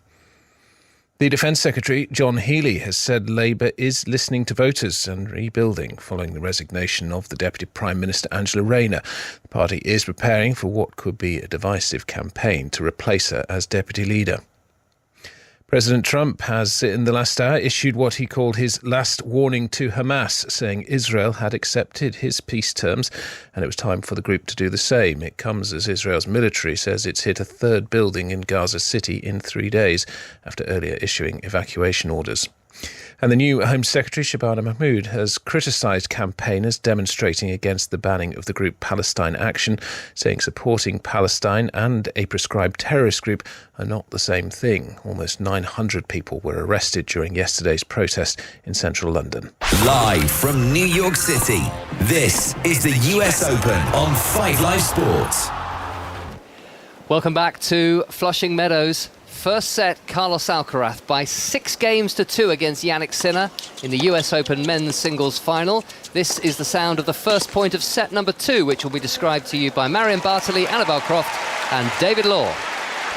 And it has ended with a Carlos Alcaraz forehand into the net, and Jannik Sinner, I dare say, will breathe a little sigh of relief because of the way things have been going over the last 41 minutes. Because he has been beaten by Carlos Alcaraz several times in their career. It's a 9-5 advantage for Alcaraz overall, although I don't feel that really tells the full story of their rivalry. It feels much more even than that as the backhand hits the net from Alcaraz and Sinner moves to 30 love. But I think this is the first time I've ever seen these two play on a Grand Slam final stage where Alcaraz has come out and stood toe-to-toe, taken Sinner on at his own game and dominated him like that. Well, absolutely, David, but when you look at the stats and you see only 2 unforced errors on the side of Carlos Alcaraz, and when you know the speed he's playing, I mean, he's unplayable. For anyone on the tennis planet, you just can't take a set off someone who is just playing winner after winner and doesn't miss a shot. Backhand down the centre by Alcaraz. It was a great return from him off a very decent first serve from Sinner, and Sinner then nets his forehand. So yeah. 30-15. It seems to be the forehand that has just been slapping a little bit at the ball. And actually, the direction of Alcaraz is going a lot more towards the forehand of Sinner. He's actually playing 67% of his shot towards the forehand of Sinner, for only 21% to his backhand, and the 12% resting are in the middle of the court. So really directing the traffic towards the forehand of Sinner and getting a lot in for errors. There are still thousands of seats empty inside the Arthur Ashe Stadium. There's a good 20, maybe 18,000 filled with people. But do you think they're still queuing to get in? They are. Oh, they are. I know somebody who's out there and has been there for the last 3 hours and was there a good hour and a half before this match was due to start. And we see a double fault hit from Jannik Sinner, and that person is still waiting in a huge line of people with a ticket in her hand, waiting to come through the security scanners that have been added here. A match that has been put back 45 minutes because of this delay, with the President of the United States in attendance, who has just been shown on the big screen and has been pretty roundly booed. And Yes, there's a lot of frustrated people still outside. Forehand down the line from Sinner. He's at 30 all. This feels like a huge game already because Alcaraz has the first set 6-2 and he is dominating this match so far. Toe-to-toe they go again. Alcaraz got the better of it. Sinner nets the backhand. The voice is Alcaraz. He has break point in the first game of the second set. And he's earned that break point. As you said, he stood up to the pace that's coming at him, the aggression. He's staying up on the baseline, taking the ball as early as he can. And he turned around immediately to his camp. Massive fist pump, and really enjoyed that point. He looks very clear in his head tactically about what he's got to do out here. But there's no hesitation, is there, Marion? Absolutely, Annabelle. But for me to be able to take on the pace from Sinner from the back of the court and keep on taking the ball that early, I mean, it takes someone who is an amount of talent that is just ridiculous, because it's so hard technically to achieve, to be able to control the ball when you have so little time to react to it. Huge talent and a man in pristine form right now. He has break point to Alcaraz at the start of the second set. He can't make the first serve return. Great serve by Sinner, who strides back towards his team with his fist raised as if to say, that was a big one. Yeah, I needed it. That really was a big one, and I thought maybe Alcaraz had an opportunity on that return of serve. I think he'll be very disappointed he's just missed that one. Does feel like a huge game, this one at the start of the second set. These two used to going long into the night when they face one another, but Sinner needs a foothold immediately by winning this game, and he gets another point with a great body serve. And once again, much more demonstrative reaction from Sinner. Well, he has to, because he has to get going in that final. Maybe something that could cheer him up is actually in the last two Grand Slam final they played, the player who won the first set went on to lose the match, because Sinner won the first set and Roland Garros ended up losing the match, and Alcaraz won the first set in Wimbledon, ended up losing it the match. But here's a good first serve again from Sinner, and he's piling on the pressure. It's responded into the net by Alcaraz. That's a holder serve from Sinner, a huge hold at the start of set number 2 from break point down. He's on the board at the start of the second set of this men's singles final, which Carlos Alcaraz won the first set of by 6-2 here on 5 Live. Well, Sinner is just retying his shoelaces at this change of ends and trying to keep those shoelaces as tight as possible, I would imagine, and just to get a bit more grip. Sometimes if you retie your shoes, it just feels like the foot is a little bit more secure in the shoe, so that you can push off from the surface and not, keep slipping the way he has. We've just got a shot on our monitor here of two people wearing very bright orange, sort of clown hair, would you say? Yes, I think maybe they're Jannik Sinner fans. Well, we have a whole line of people wearing a bright orange cap, baseball cap, in the first row of Alcaraz Stadium. He is known for his following around the world, who are the Carota Boys, people who, for some reason, take it upon themselves to dress up as carrots to support Jannik Sinner. Because one time he was playing a match and he started eating carrots at the change of ends. Exactly. Whereas everyone always thinks it's because he's like, orange ginger hair, but it's actually because he ate carrots at the change of end. With a good serve by Alcaraz to move to 30 love here at the start of the second set.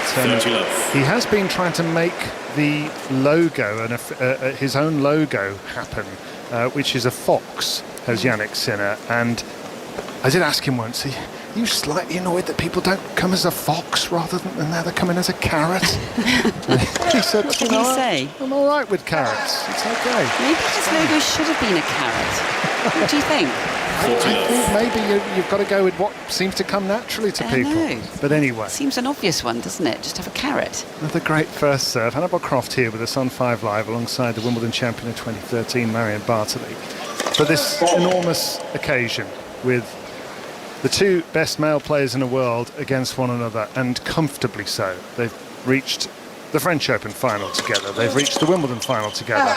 They're now in the US Open final together, and it is a love service hold for Carlos Alcaraz. These two players who shared those two Grand Slam titles, but at the moment, there's one man very clearly on top. Well, and Sinner has been struggling way too much today with his return of serve. He's been missing a lot of returns, whether it's on second serve or first serve. The timing is off. I'm not sure if it's because he doesn't read the ball properly. He's a fraction late, but he just can't really get the return of serve going. So 1 all at the start of the second set of this men's singles final. First set 6-2 Alcaraz, best of 5 sets for the title. Jannik Sinner, the defending champion, he won the title a year ago against Taylor Fritz in the final. Alcaraz having lost early against Botic van der Zandschulp, a Dutch player, and he was completely spent, was Alcaraz, after his exertions at the Olympics. On the way to the final, as he hits his backhand chip down the centre, slow balling Sinner here is Alcaraz. Now he explodes into a backhand on the line, perfection. Now a backhand volley drop shot, that's not coming back. So far, this is a virtuoso display from Carlos Alcaraz. We're seeing everything. Oh, it's just wonderful. It's like watching a conductor in an orchestra, you know, just displaying all these amazing skills out here. And it's just the construction of the points. He knows exactly what he's doing. Couple of slow ball slices cross court, then a monstrous backhand with pace and power down the line. Knew that his opponent was defensive and he was already at the net to follow off with a silky drop volley, really, with very Federer-like, very like almost with a paintbrush. I mean, he's so beautiful to watch. We have stars of stage, screen, the sporting world everywhere inside the Alcaraz Stadium. They've managed to get through the security scanners, thankfully. Pink, Bruce Springsteen, Michael J. Fox, Rainn Wilson, Anna Wintour. Here's a backhand cross-court by Sinner. He's going to wind up into a forehand now. He puts it onto the backhand side of Alcaraz, who's at love 15 on the Italian serve. He hits his backhand on the centre, but he can't really pierce the defences at the moment. It's Alcaraz who looks comfortable on the baseline. Hits his big forehand off the top of the net. They're trading toe-to-toe again. And this time it's Alcaraz who nets. And Sinner, once again, every time he wins a meaningful point, he's really clenching his fist and showing it to his opponent and his team. Absolutely. He wants to make sure that everyone is aware that he's not going anywhere. But the reason why Alcaraz is using the slice, and I'm sure his team have all the data like we are as well, it's because Sinner has a tendency on the slice ball, because of his technique, to slow down the pace. He actually has to give a lot more curve to his shots than usually what he will do. And therefore the ball is sitting out a lot more, and that's what Alcaraz is looking to get when he gets to those backhand exchanges, just to have that ball that sits up slightly more, and then he can attack. 30-2. Really starting to ramp up the serve now is Jannik Sinner, and goodness me, he needs to do that. Ace out wide. It's so interesting, the atmosphere here on the Alcaraz Stadium, because we've got so used to sort of feeding off what the energy of the crowd is, and sometimes, you know, during the tournament you can watch matches, if they're being won with lots of errors, it's a bit quiet, there's chattering, but every eruption is because we're seeing spectacular tennis on every single point. Yeah, mid-court forehand, Sinner, he's wrong-footed Alcaraz. This is one of the best games Sinner's played in the match so far. 40-15, this for 2-1 now. 40-15. Definitely bringing his level up. He's changing gears, and Alcaraz will be able to feel that, actually, and I think he'll be disappointed he wasn't able to get that or secure that early break in the first game of the second set, because I get the impression that his opponent's just going to start making life a little bit more difficult. I still do feel he has to return better, Sinner, because he hasn't been able to get a grip of any sort of kind of the Sinners on the Alcaraz serve. Alcaraz has lost only 3 points in the whole first set on his serve. Wow, it's a great stat, isn't it, from an Alcaraz perspective. Sinner gets lucky, thudding the ball into the tape of the net, and it just dribbles over. Very rarely happens here at the US Open that the ball goes over if it hits the net, because it's so tightly strung. It usually catapults into the air and backwards. Here's a backhand return long by Alcaraz, and that's one of the best, most authoritative games Sinner has played so far. He holds for 2-1. Alcaraz leads by a set to love 6-2, so we can go to Germany for an update on the football at half-time. Paul Gilmore. Germany won, Northern Ireland won. A memorable half for the visitors against a 4-time world champion. Serge Gnabry's classy finish after just 7 minutes looked like it might open the floodgates for the under-pressure home side, but Michael O'Neill's young team refused to wilt and they stunned Cologne. West Brom's Isaac Price beautifully side-footed home at the back post. That's now 8 goals and an assist in his last 9 internationals. A phenomenal return, and they have put themselves in a brilliant position. Half-time, Germany 1, Northern Ireland 1. Huge ovation for, you might say, the real boss, Bruce Springsteen, who's just been shown on the big screen here inside the Alcaraz Stadium, and pretty much everybody on their feet to cheer and applaud him as he is shown. And also from a West Bromwich Albion fan's perspective, nice to see and hear that Isaac Price has scored a goal for Northern Ireland. But there we are, that's just a very personal view. Back to the tennis inside the Arthur Ashe Stadium, where the US Open men's singles final is well underway. The first set has gone the way handily to Carlos Alcaraz of Spain, 6-2, and I think it's taken us quite by surprise, really, the one-sided nature of that set. But Sinner is starting to settle down, it seems to me. He's starting to get a bit of a foothold now at 2-1. Yeah, well, as you said, that was definitely the best serving game that he's put out there, which will feel a little bit more pressurised, because I felt like Alcaraz has been in almost every single service game of Sinner's. And it's whether Alcaraz can keep putting down these huge, big, monstrous serves, getting the 3 points, as Marian's been pointing out. You know, will he start to feel the pressure, miss more first serves, and then give Sinner a chance to get stuck in? So, you know, this has got a long way to go, this match. Annabelle Croft and Marion Bartley here with us. Big hitting from Alcaraz, but Sinner turns one around with extraordinary scrambling and defence, and then he's really showing his fist to his opponent every time he wins a big point now. He's trying to almost will his way back into this match. Well, I think the most telling point was when he tried to tube Alcaraz. You know, at the end of that set, it was just quite unusual to see him do that, and I'm sure that won't have gone unnoticed from Alcaraz. Yes, there's definitely a feel that he was saying, look, I'm not just here for you to knock about. I'm going to be standing up to you. And that first set was so one-sided, and Alcaraz playing brilliantly, but Sinner started to come alive here. What a forehand cross-court from him. Scoots back by Alcaraz. Drop volley by Sinner. Down the line goes Alcaraz. Put away, Sinner! Sinner at love 30, people are on their feet. I mean, honestly, already the chase by Alcaraz was ridiculous. And that stadium is starting to really come alive now. It's almost entirely full. Thankfully, people have been able to get into their seats. We have a standing ovation after that last point, because that last volley from Sinner was not an easy put away, and he really accelerated it. Well, also the speed of Alcaraz to get up to that short ball, and he tried to give him a high forehand volley, which is usually a little bit tricky up there to try and control the ball, but what a put away from Sinner.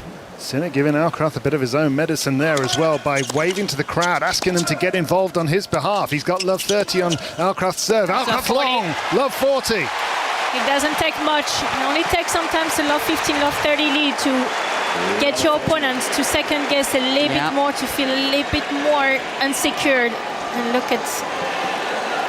Yeah, and it felt like there's a little bit of doubt creeping in, a little bit of hesitation. I mean, he has changing. Zero look at anything in the first set, Sinner on Alcaraz serve. And now he has 3 break points in a row. 2-1 Sinner, second set. He has love 40 on the Alcaraz serve, and Alcaraz has missed a serve out wide. So Sinner will eye the second serve here and believe he can attack. Well, he's missed quite a few serves, first serves in this game. Backhand return is good down the line by Alcaraz, but he's in trouble here. Here's the pass from Sinner. Forehand on the line. The clenched fist again. And he struck for 3-1 in the second. And we're in for an amazing final, people. Settle back, because Sinner came into play in that second set, and finally getting a grip on Alcaraz's service game, getting those returns in. And when it's a point in play from the back of the court, it's a lot more even. Unfortunately for Sinner, he was just missing way too many returns in the first set. And what an expression on Sinner's face as well. Very, very focused, cold. It looks ruthless, doesn't it? And I have noticed the president, I haven't seen him applause once. Have you? I saw it in the first game or so. And since then, I haven't seen him applaud at all. We did see Hugh Grant nod off in the Raw box at Wimbledon this year, didn't we? So, you know, I can't see from here. I can only see the red tie and the blonde hair. So... You know, maybe it'll be picked out on telly. Double fault from Sinner. It's 3-1 to Sinner in the second set, and love 15. Well, I have kept an eye on him as to whether, you know, because some of these points have been so spectacular, and that you said standing ovations and people enjoying witnessing what they're seeing, but I haven't seen too much enthusiasm with the applause from the president. Does he know what he's watching? I mean, you know, I hope so. There's no guarantee, is there? Here's a backhand return, cross-court by Alcaraz, just finds the outside of the edge of the line. Now he goes cross-court the forehand, but he nets. And it's Sinner again, celebrating demonstratively. I've never seen him do this before. Well, quite as often as he is Sinner. He's behaving now in his comeback almost more like Alcaraz. To be fair, David, I think Sinner came on the court sort of on the back of the last two finals they played. I don't think Cincinnati, you can really draw anything out of it. But he came a little flat, and he need to have his energy up if he wanted to have any sort of say into that final, because otherwise it would have been a complete steamroll from Alcaraz. And therefore, when you get into that stage mentally, the adrenaline rush is so high into your body that you're probably fist pumping a lot more than usual. You have a lot more interaction with your box because you need that to get yourself back in the match. Here's a forehand blasted can't- cross court from Sinner. Can't do that, please. Oh my goodness, that's spine tingling what he's just done. It wasn't a bad return because he was pushed defensively, Alcaraz, but he managed to get kind of good width on it. But then Sinner blasted it back from outside the tram line, round the outside of that ball, and just connected with that ball beautifully. This is quite the response from Jannik Sinner, the world number 1, against the world number 2, Carlos Alcaraz, who took the first set 6-2, but Sinner's 3-1 up now and 30-15 and hitting winners galore. Here his backhand goes cross-court. He's pushing Alcaraz around now. Alcaraz hits his forehand cross-court. He's trying to respond. He hits his backhand on the line. He nets. Alcaraz is starting to miss. And it's fascinating, David, to see how much now Sinner is resisting a lot more from those back of the court rally to stick to his baseline. And it's actually Carlos Alcaraz who is dropping the position as the rally goes on. And very interestingly, at the first set in this final, Alcaraz was so much more inside the baseline than usual, or sticking to his baseline. And now, since the last few points, he's starting to drop again. 3-1, 40-15. Sinner, this for 4-1 in the second set. Serves down the centre, middle backed by Alcaraz's backhand. Then he blasts his forehand cross court. Sinner's trying to meet fire with fire there, but nets. This is 40-30. Now we get a little clenched fist from Alcaraz as the clock ticks on to an hour of action. Unfortunately, thankfully, virtually all the seats in the stadium are now occupied. Russell Fuller, our tennis correspondent, has been outside and reports a couple of hundred people still waiting to get through the gates, but not so many now, thankfully. But I mean, we're talking about 2 hours after the scheduled start time of this match. That is the situation.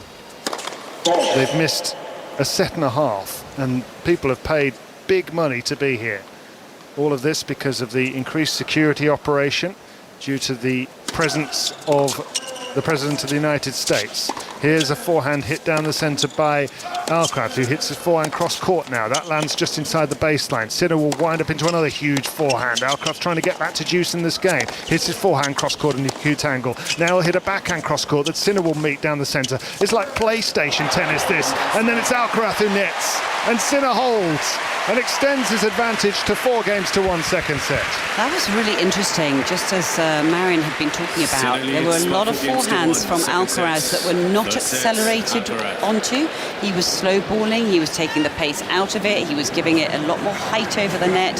He was trying to kind of eke out some unforced errors. And now I'm having a good look at Vignozzi, the coach to Simone, the coach. He's sitting next to Dan Cahill of Jannik Sinner, and he's just given Sinner the big thumbs up.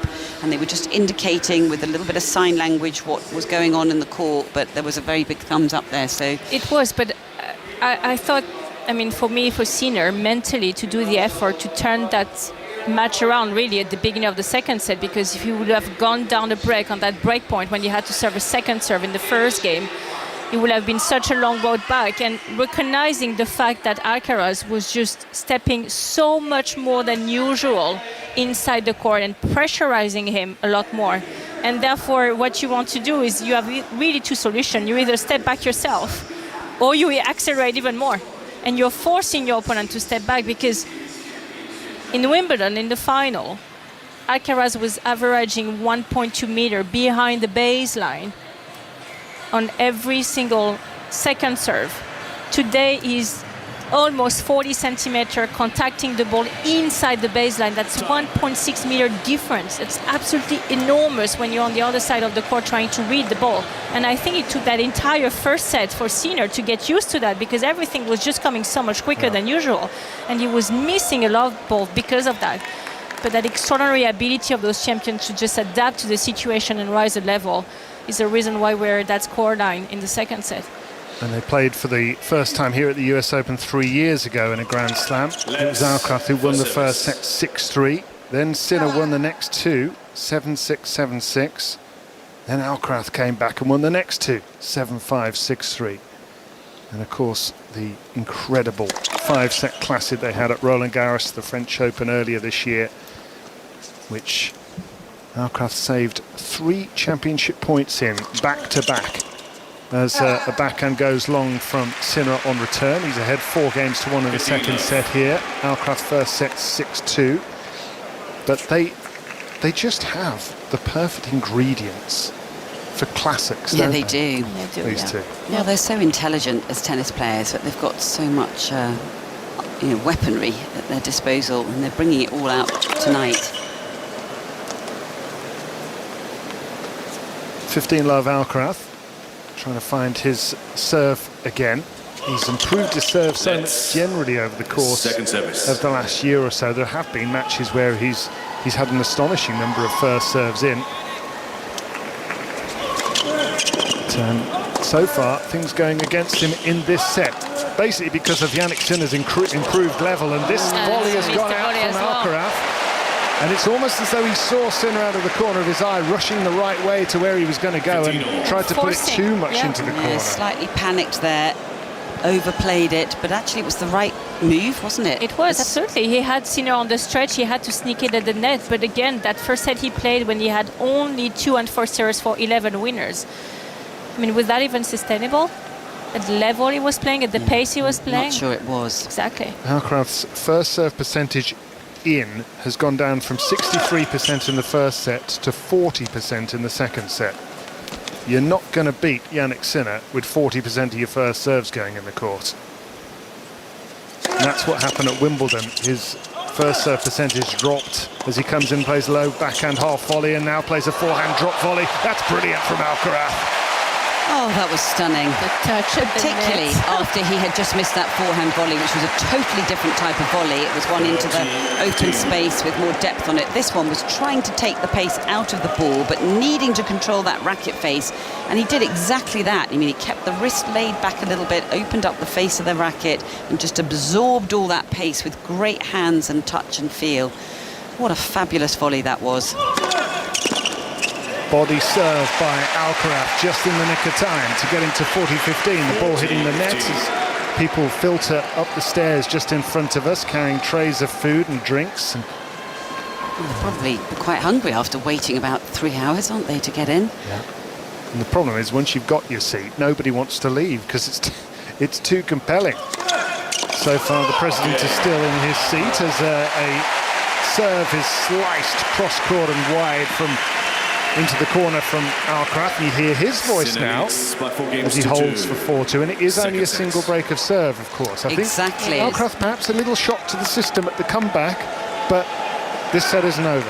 No, I agree with you, and I think Alcaraz is going to do everything in his powers to try to get that break back, and certainly hasn't given up this scoreline in this second set. And you saw that reaction when he just got that game there to go down. Well, he's 4-2 down, but if he can get some good connections on returns of serve, anything can happen here. And also, we just don't know how he's going to play every single point he's playing. He's just bringing everything all the time, keeping Sinner guessing. Forehand top edged by Sinner. Alcaraz's voice, he's responding with the body language now as he moves to love 15 on the Italian serve. I mean, Sinner can't really afford to drop his intensity because, yes, he's a breakup in that second set, but it took so much out of him to actually be with that breakup. He will need to sustain that level of intensity if he wants to be able to clinch that set. Marianne Bartley and Annabel Croft here with us on 5 Live at the US Open. Third time in a row that Carlos Alcaraz and Jannik Sinner have faced each other in singles finals at Grand Slam tournaments. That's just not happened before. There's a forehand hit down the centre by Sinner, who blasts another one of those, but Alcaraz is starting to middle the ball again here. He hits his forehand down the middle, he's on the run, great hitting by Sinner. They're going toe-to-toe again. Backhand on the line now from Alcaraz, and he just goes a whisk along, and Sinner turns to his camp and clenches his fist, and it's like two great prize fighters just throwing right hands at one another. Yeah, and Alcaraz has gone right to the very back of the court. He's gesturing to himself. He's got a bit more of an angry expression on his face, and he's prowling around like a wild animal, actually, and he's not happy about the fact that he missed that backhand. And actually, I was surprised he went into the Sinner backhand as much as he did that last rally, because it is the forehand that's been shanking and getting a few more errors. Yeah, he's really angry about missing that point. That was a little bit of an opportunity, wasn't it? Yeah. And he's giving the first serve of Sinner plenty of respect at the moment, standing a long way behind the baseline. Crowds in a little more for the second serve. Now he's won the point attacking the net as Alcaraz. He decided to let that ball go, and I think he was quite relieved when he found out that it was actually long on the forehand from Sinner. I can't believe he just let that go, because it was he must have judged the flight of the ball and the pace of and it the speed just of it. right. Yeah, absolutely. There wasn't much in it. I mean, it would have been easy to see why he would take that ball, because it would be too close to call. But he took a risk there, and it's paid off. A couple of big points coming up here. 4-2 Sinner, second set, but 15-30 down. Serves that one onto the backhand. It comes back. Alcaraz wrong-footed. Readjusts quickly and gets it back down the centre. That's deep hitting from Sinner, but it almost went out. Just about landed on the line. Backhand on the centre from him. Alcaraz attacks again. He's really starting to look lively now. A forehand cross-court by Sinner. A forehand cross-court netted by Alcaraz, and that'll hurt. That was a massive point from Sinner, but Sinner has been actually changing a little bit the tactics as well for set one compared to set two, because he's getting beaten by Alcaraz forehand so far. He had to actually hit a lot more forehand down the line to go towards Alcaraz backhand, and one of them throughout this rally barely just land in. But that has been the switching point. He has redirecting a lot more traffic towards the backhand of Alcaraz, even if he had to go forehand line. Yeah, that was surprising to see that miss there from Alcaraz. And also what was interesting was the way Sinner celebrated, actually directly down the end of Alcaraz. Instead of turning to his camp with the fist, he actually did it straight down the court at Alcaraz, which I thought was quite significant. Once again, Alcaraz way behind the baseline here. And we do see different positions from him. And I think he does like to give an opponent a different look, a different feel as he returns his forehand into the top of the net. But that was, again, a wonderful second serve from Sinner, slicing it cross-court and just catching the outside edge of the line, and the return netted. That was really a key moment as well, because you can start to sense that Alcaraz is really making a hard push to get that break back. He was 30-old, to be able to get just a bit off a line out wide on that second serve. Point for 5-2 for Jannik Sinner. It's the first serve, and those two big points that I referenced, him winning both of them, is a significant deal for Jannik Sinner, it feels. Forehand return by Alcaraz down the middle. Now he has to scoop one back, but it's into the bottom of the net. Sinner taking his time away. Sinner holding from 15-30 down and taking a 5-2 lead now in the second set. Well, David, actually happened before to have 3 Grand Slam in a row final with the same players, but it was over 2 years. It was over 2011 and 2012, so we had the US Open 2011 final between Novak and Rafa, and then the same repeat, the Australian Open 2012, Roland Garros 2012. But if you think that those 3 incredible champions, Rafael Nadal, Roger Federer, Novak Djokovic, they never had 3 in a row in a calendar year like this. Absolutely. I know it's only a minor difference, really, but almost more significant is the fact that Federer and Nadal never met at the US Open in their entire 15-year careers. And I think it tells you just how much these two are separating themselves from the rest. Nobody else. I mean, no one can fair touch them. play to Novak Djokovic being 38 to be the next best player in the world right now, but the rest of them are nowhere near. Well, but that's the thing. It's before, when Roger and Rafa was at their best, you had Novak were challenging them constantly. Andy was right there as well. You can add Del Potro, you can add Wawrinka, you can have sort of 3-4 names when you feel if Roger, Rafa, or Novak will have maybe an average day, they could be out. You feel now there is so much difference between Alcaraz, Sinner. I'm putting a bit on the side of Novak because he has won 24 Grand Slams, so what else is there to win? But the rest, when you had the Zverev, the Dimitrov, the Taylor Fritz, all those players, the gap is just too big. Is there anybody that can bridge it that's coming through? Jack Draper, Ben Shelton, Artifice. Do you think any of these guys are going to bridge the gap eventually? Or do you think we're waiting for another generation I of think players? Arthur Fils has a long way to go because he's just having that body that, unfortunately for him, is having a lot of injuries. That's and Jack Draper as well. Exactly, and the Grand Slam is just another beast because you have the 5-setter to be taken in consideration. So we could be doing this a lot more in the future. I think so. Yeah. Which, Even Fonseca. Something's going to have to go very wrong with one of their bodies, isn't it? For them Exactly. not to make it to finals of slams, it feels right now. It would be a massive upset, I Does think. mean you can get some slightly boring days of men's tennis in the lead up to this match, but my word, you get a payoff at the end of it when they face each other. And Jannik Sinner very much looks like he's going to level this match with 1-set all the way things are going. 5-2 he leads the second set after Alcaraz dominated the first 6-2. It's love 15, Alcaraz netting another forehand. Well, Sinner was very busy at that change of ends, and I was watching him quite closely, and he was really squeezing a lot of that energy stuff out of those it's like a energy gel thing, and they look quite sickly, where you need water to take them down as well. But he was taking on board quite a lot of sustenance, so It's just that rapid sugar that comes into your system.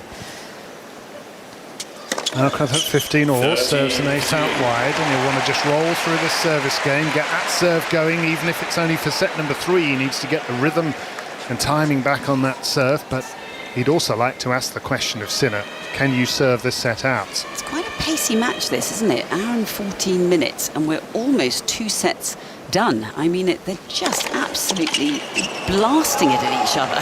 Yep, and the serve is starting to return, it appears, for Carlos Alcaraz. This one he cracks flat out wide at 125 miles an hour into the corner, and that return's gone over the baseline. I think Sinner is pretty much expecting to have to serve this set out now if he's going to win it. I feel like the demeanour of Alcaraz has shifted a little tiny bit since the start of the match, where he came out with kind of like a joyful, carefree abandon of just ball blasting and bludgeoning, whereas his expression looks a little bit more worried now. What a return that is for Sinner. The way Sinner is timing the return now, if it's not a perfect serve from Carlos, he's just ripping those returns. And we were waiting for those returns throughout that first set. They never came. But he found his timing as the match was going on, and he's just absolutely now nailing all of them. Still game point though for Alcaraz to take this to 5-3, and he achieves that mini goal as the return doesn't come back over the net. Changing his racket now is Alcaraz in his fluorescent pink vest and his burgundy shorts and shoes. It's going to be interesting. Sinner serving with the new balls to get the second set under his belt. Whether it's going to be an advantage or whether he's going to feel those balls are going to fly too much out of his racket, and therefore he wants to get a bit more control and slowing down. We'll see on the first 2 points.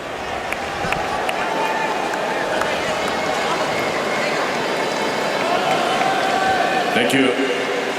Carlos Alcaraz has not lost a set in the US Open throughout 2025 so far.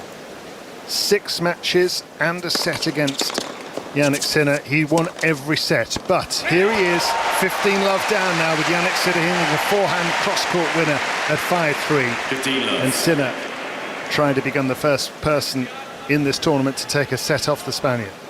Well, that was a slapped forehand, but great intensity on it. And it's the way he kind of moves back with his body weight and gets the footwork back and then transitions forward and almost jumps into the ball, both feet off the ground, but hurls himself at it. All the very slight body weight that he's got goes behind that ball and into the court, and outright winner. Yeah, 6'4" is Jannik Sinner, but lithe physique. Alcaraz is shorter, but burlier. Here's his backhand chip cross court. Forehand inside out, struck long by Sinner. That was a slightly tight, untimed forehand. Well, that's the one he doesn't like. He doesn't like to play on those forehands because of his technique, and that's why he's actually better on the sort of higher bouncing ball. Is because he has that slap of the wrist into the shots, and on the lower ball it's just a lot tougher to have that movement, and you can sometimes frame it. I wonder whether we'll see another slice in a moment, because that came off a slice backhand from Carlos Alcaraz, so once again resorting to the creativity to get the errors. The world number 1 Sinner is serving to make this 1-set all, this best of 5 set US Open men's singles final.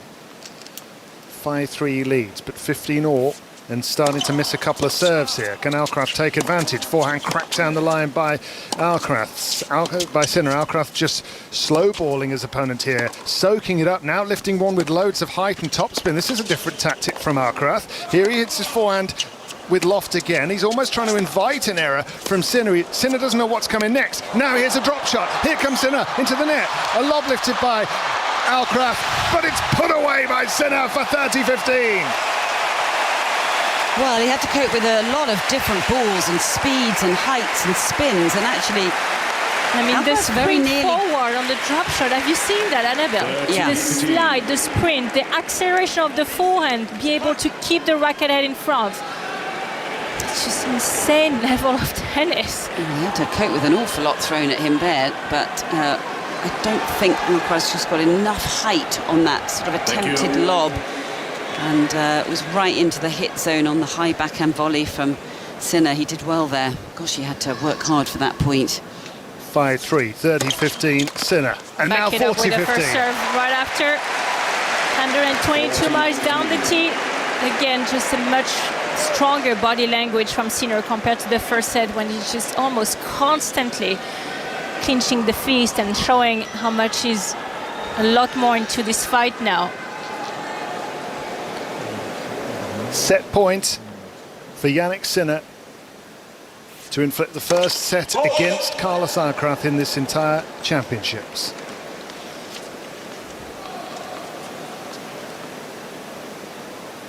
Second serve, Sinner at set point to level this match at 1-all. Forehand down the centre, blasted back at him, cross court by Alcaraz, who drive volleys long, and the set's gone. And Alcaraz has finally lost a set at this tournament.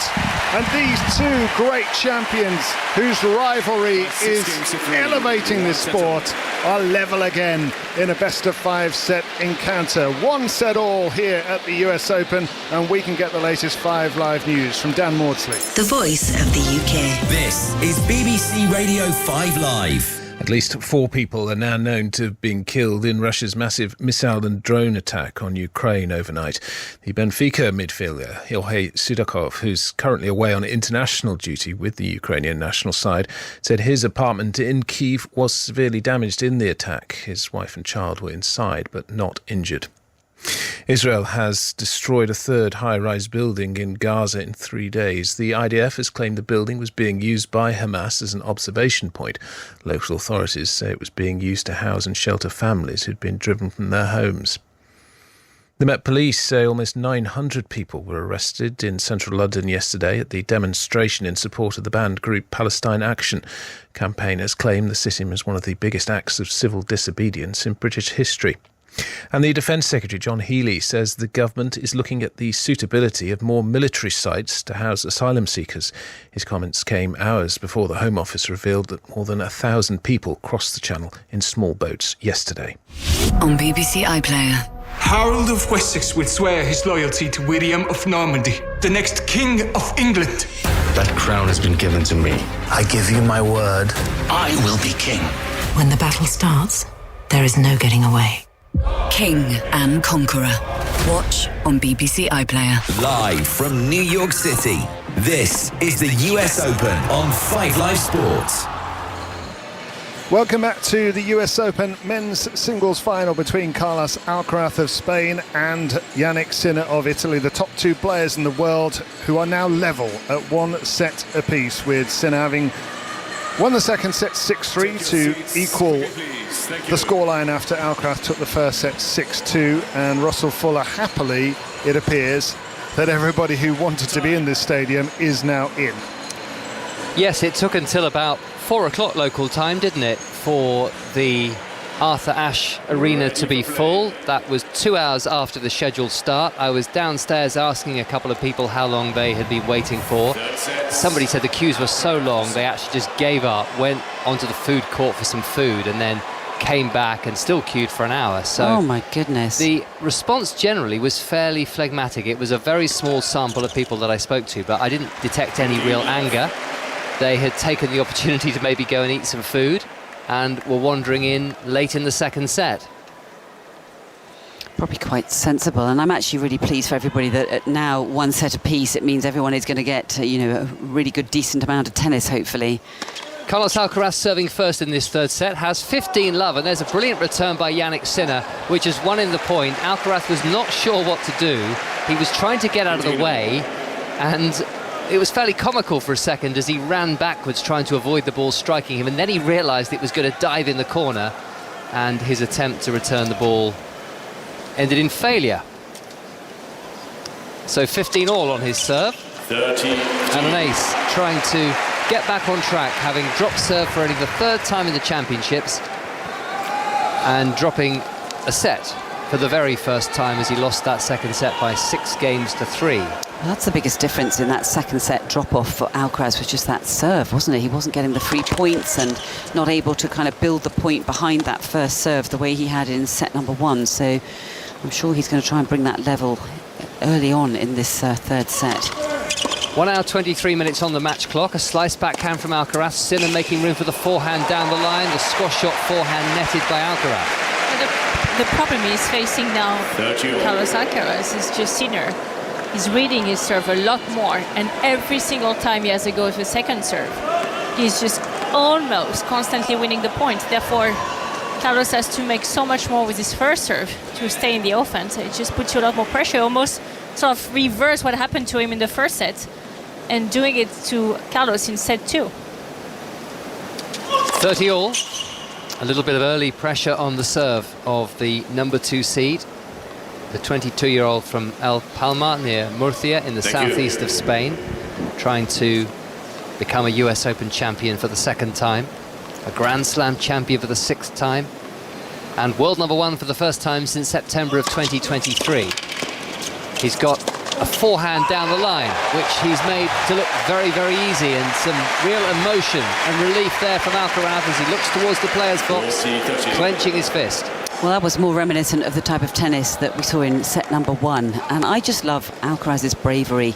No matter what the scoreline is, how much tension there is on a point or extra pressure, he never wastes an opportunity to really go for broke, be aggressive, try to hit the winners. Let's for service. He's going to try and bring another level. I mean, this start of this third set is so key. Game points to Alcaraz. It's a big serve into the body of Sinner, and now his slice forehand to the back of the court, which does the job.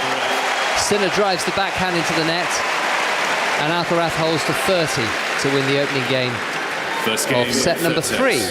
Well, there's one thing for sure, Ross, is Jannik Sinner has been giving a lot less looks at attacking forehand to Alcaraz compared to the first set.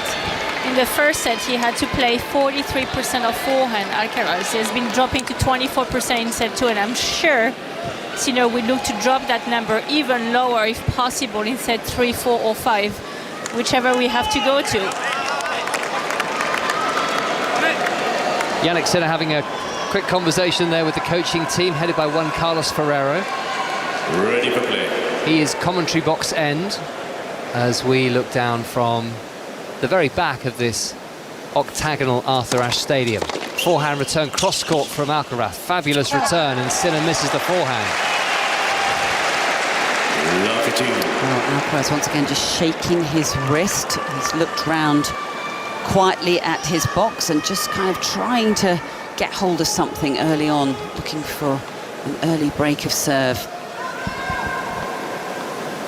Matches are so multi-layered, aren't they? They go through many twists and turns. It's impossible for one player to really maintain such an extraordinarily high level for a very long, sustained period of time. So there are going to be moments where, it's like driving a car and putting your foot down on the pedal, bringing it back up again.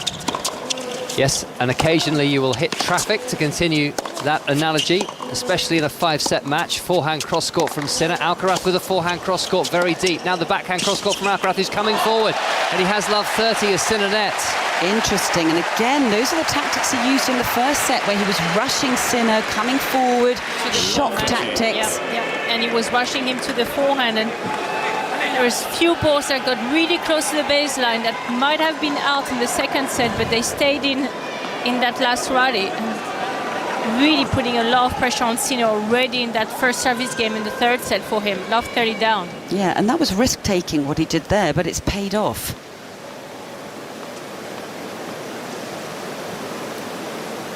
So love 30 as Sinner serves the backhand of Alcaraz, and he nets the serve down the tee. Was at 121 miles an hour by the 24-year-old from South Tyrol in the north of Italy. He's talking a lot to himself here, Alcaraz. You can see she's having like a running commentary constantly. Sinner has won his last 27 matches on hard courts at Grand Slams. He's a two-time Australian Open champion. He's the defending US Open champion.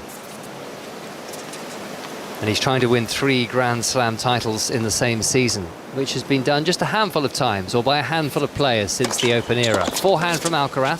Sinner's forehand. Alcaraz on the stretch net. It was a ridiculous second serve, being 15-30 down. Just took so much risk, and you can hear Carlos Alcaraz just slapping his tower box out of frustration, because he thought he had a look to break Sinner right off the bat of that beginning of that third set. I did. I mean, I thought that was so close to being a double fault. I couldn't believe he went that close to the corner junction on that second serve. His bravery is rewarded. 30 all.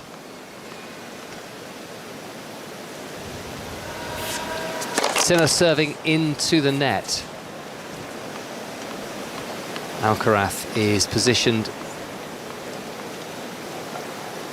about 2 yards behind the baseline, stepping forward now to return on the backhand. Backhand from Alcaraz. Sinner with a forehand, back to the backhand of Alcaraz, who redirects down the line.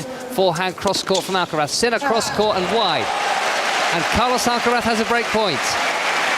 Well, there was a stubbornness about the way Carlos Alcaraz played that last point. And again, the fist pump back towards his camp once more, and he's shaking his racket, and I think he enjoyed that one.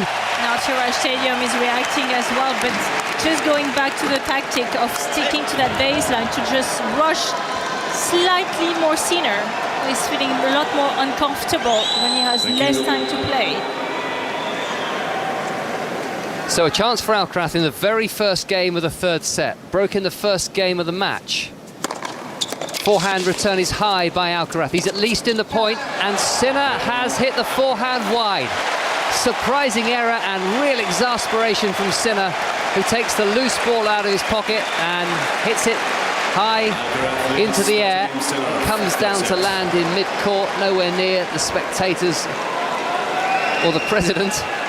And Alcaraz breaks for 1-love in the third set. I've never seen Sinner do that. No, and he's showing now to his team that he can't believe that he missed the ball for just a few millimeters. Yeah, he's ranting away at them, and he's indicating with his fingers that it was so close. And that's the thing, he's also very brave going into the corners, but I've never seen him thump a ball into the air like that in anger. 2-love, I should have said, after Alcaraz held in the opening game of the set. Backhand reply from Sinner, trying to get the break back immediately. Cross-court backhand from Alcaraz, who now plays the drop shot, which Sinner has spotted. And that is meat and drink to him. Backhand down the line winner for the Italian. Yeah, this court is quite lively, isn't it? And throwing in the drop shot there, you could see it landed too high. Didn't quite get the feel on it. And Sinner was off so quickly off the mark. He got there in plenty of time. The last thing Alcaraz wanted was him to play that shot above the height of the net, which is what he did. No problem making that one. Love 15. Alcaraz into the net with the first serve. Second serve, high backhand return by Sinner, not caught cleanly, but he's in this rally and is now swinging a forehand cross-court and benefiting from the error. Alcaraz drags the forehand cross-court wide for love 30. That's a big difference compared to set 1. Sinner was caught a little bit cold out of the blocks, and Alcaraz just run away with it. But now that he got that second set under his belt, he feels a lot more comfortable and a lot more confident about what he has to do on the court, and he's coming back at Alcaraz right away.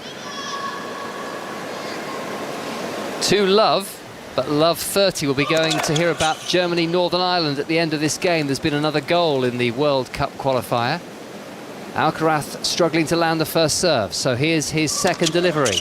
A backhand from Sinner, the forehand from Alcaraz, the lob from Sinner. Alcaraz is watching this bounce just inside his baseline. The smash from him is incredibly well played. Oh, you can hit a winner from there.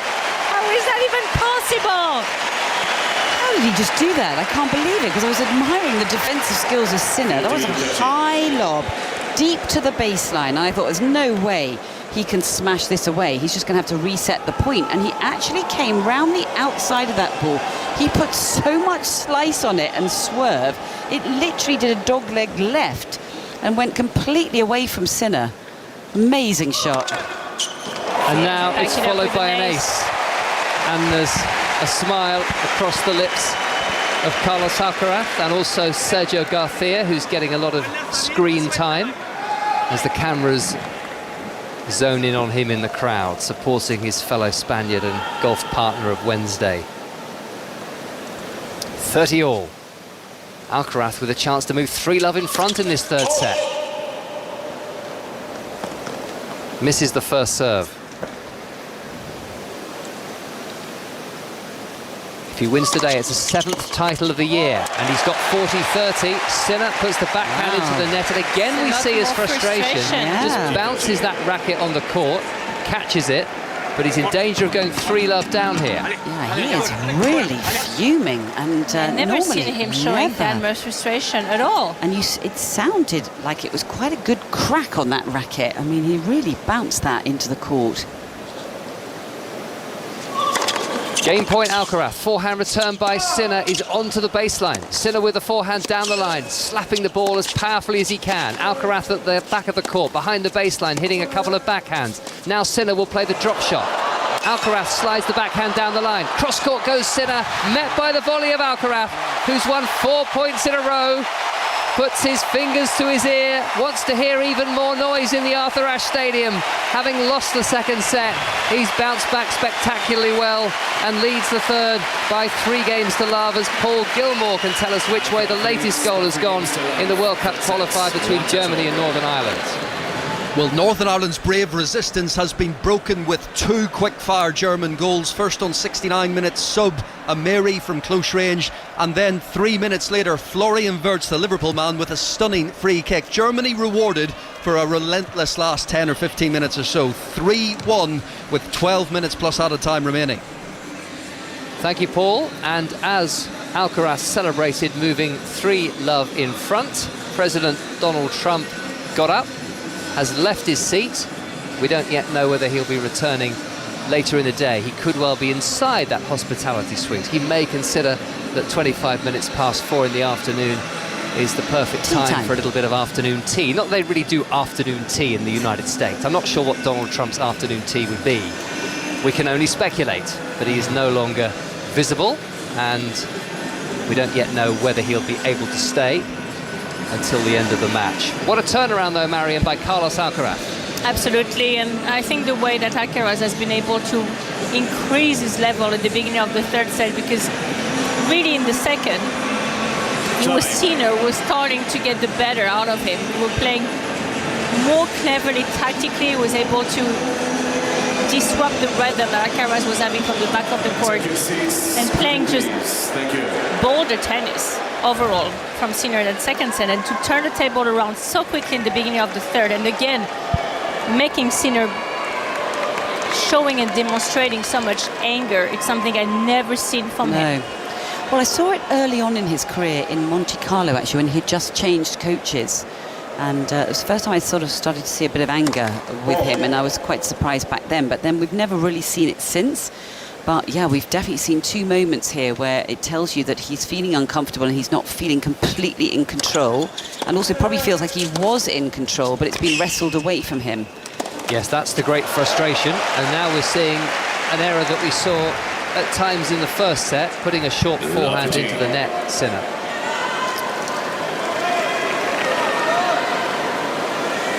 I thought the defensive skills of Alcaraz in that previous game was absolutely jaw-dropping, wasn't it? And when he was pushed deep into the corners, he just kept being able to shift his body weight back into the corner to then get back to the middle, but he was sending lots of balls down the centre of the court just so that he could take that, the angle away from Sinner. Love 3, love 15. Sinner's forehand is wide. Sinner's gone to pieces here for the moment. Love 13. he needs to reset and recompose. But it's almost like he's simmering. If he doesn't break first or get broken first in the set, he just start to get out of it mentally almost. And that footwork on the last forehand was very slow compared to everything he has been showing so far. Love 3, love 30. Backhand reply from Alcaraz is right onto the baseline. Sinner's dug it out well. The Italian hits a forehand cross-court. Great angle on the forehand cross-court from Alcaraz. Oh, that was amazing. That was very similar to the Sinner forehand, where literally he launched everything into that ball. Alcaraz, both feet off the ground, hurled himself at the ball, but with a lot of spin and rotation, a lot of aggression, and he's managed to catch the line with that one.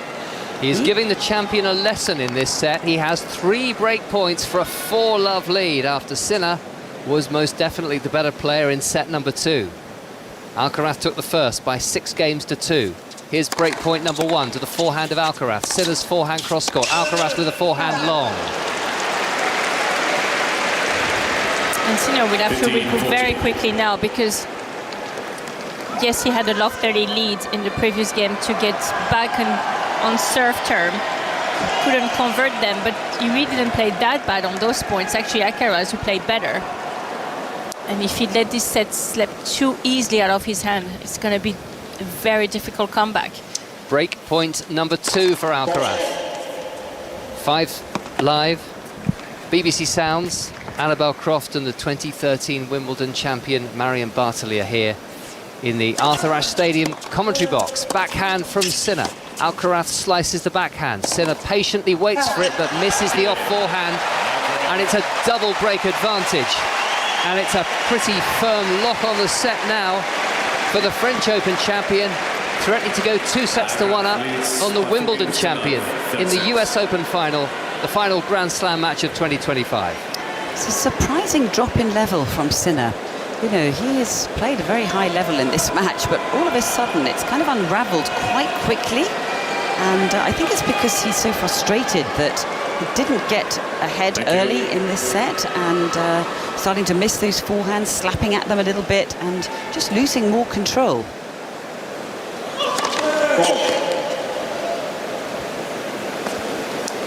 Four love. Alcaraz leads.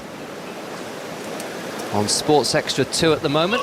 An NFL commentary for you between the Detroit Lions and the Green Bay Packers. First long weekend of the NFL season. So much excitement here in the United States. Backhand drill cross-court by Alcaraz. Into the net this time the Spaniard goes with a backhand down the line. And when I had a little wander around the Arthur Ashe Stadium while David was describing set number 2, there were a few USTA personnel and staff who were watching action on a tablet, and I was thinking, are they watching the tennis? No, they were watching an NFL game. Were they? Oh, probably no. not big tennis fans, just employed for the fortnight as Alcaraz serves an ace. Some of them, in fact, were backstage with all the stage that will be used for the presentation ceremony once this match is finished. And I don't think they have a great deal to do until their moment to construct the stage comes. So in the meantime, they were watching whichever NFL game was on at the time. Gosh, you had a good walk around. Stretched my legs, saw if there were any disgruntled spectators still outside, and was listening to you on my travels as Alcaraz serves a second consecutive ace, and he has 4 love and 30-15. It's quite fascinating to see how quickly that set has turned around. It's because unbelievable. Really, when Sinner got that second set under his belt, I thought we were really in for such a long battle. I also thought he was in control of the match, actually. It felt like Carlos had dropped a bit, and I was starting to think this is going to go the way of Wimbledon, and he was going to start losing control over all his repertoire of shots. Second serve Alcaraz, and now a flashing forehand winner, hidden behind Sinner, and he does now have 2 game points for a 5 love third set advantage. We will have to dig in our archive, Ross, to find when was the last time Sinner ever lost a 6 love serve set on a hard court. If he gets broken one more time in the next game, there will be a 6 love set. 40-15.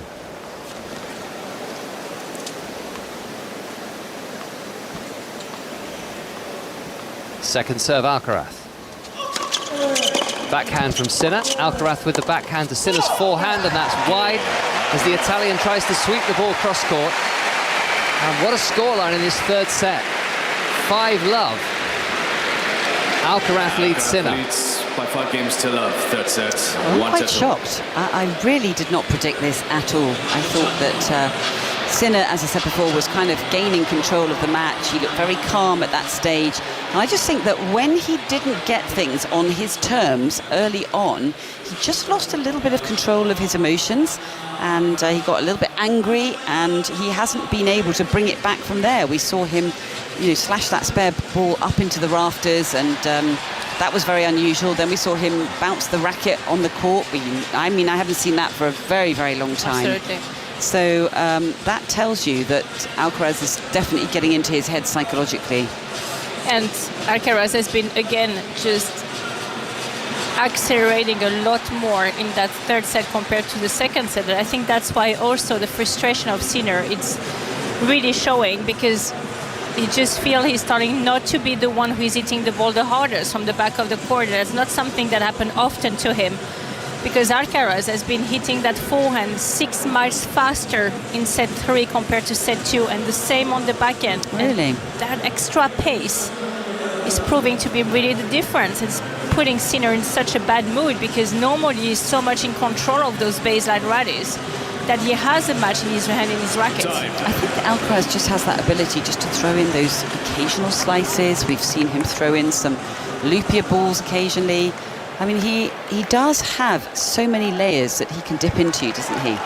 He's got, we often talk about plan A and plan B. Well, he's got C, D, E, F, G, hasn't he? Thank you. So Jannik Sinner trying to avoid being bageled by Carlos Alcaraz.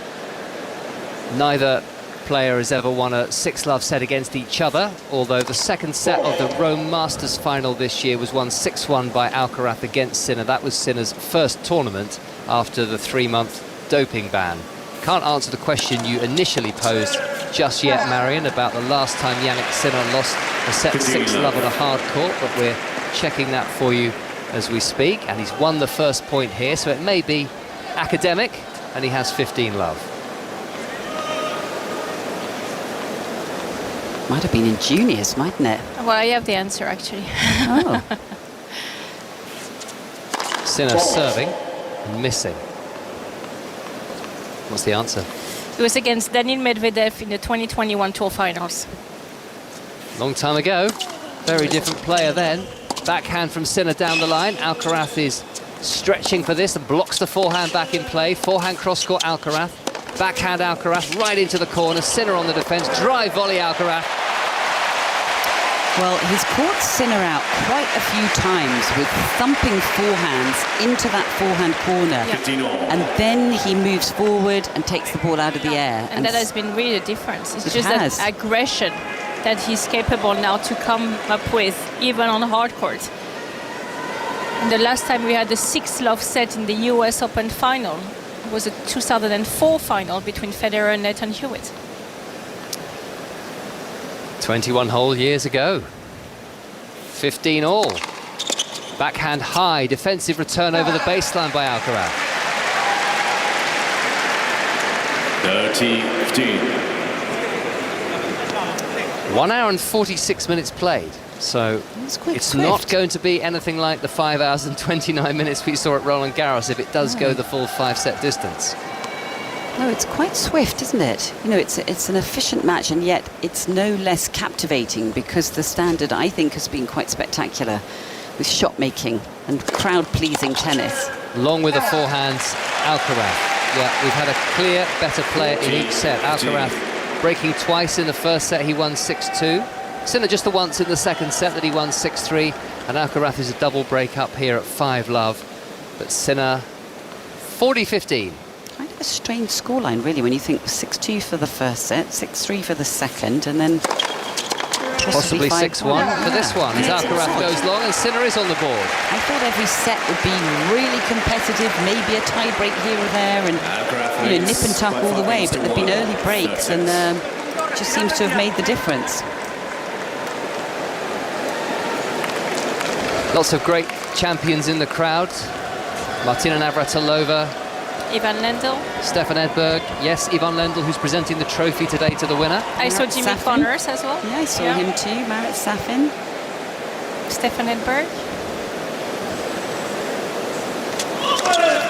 A lot of A-listers in town. Alcaraz now 3 points away from taking a 2-1 lead in the final.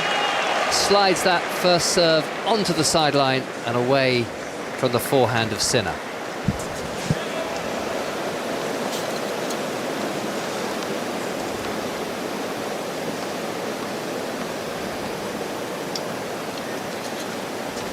Alcaraz to the backhand of Sinner. It's another terrific serve, and it's long, the backhand that went very, very high, and ultimately a couple of feet over the baseline by Sinner.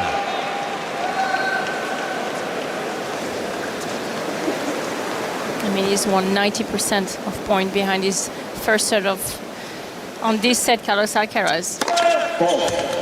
What a response it's been to losing that Absolutely. second set by 6-3.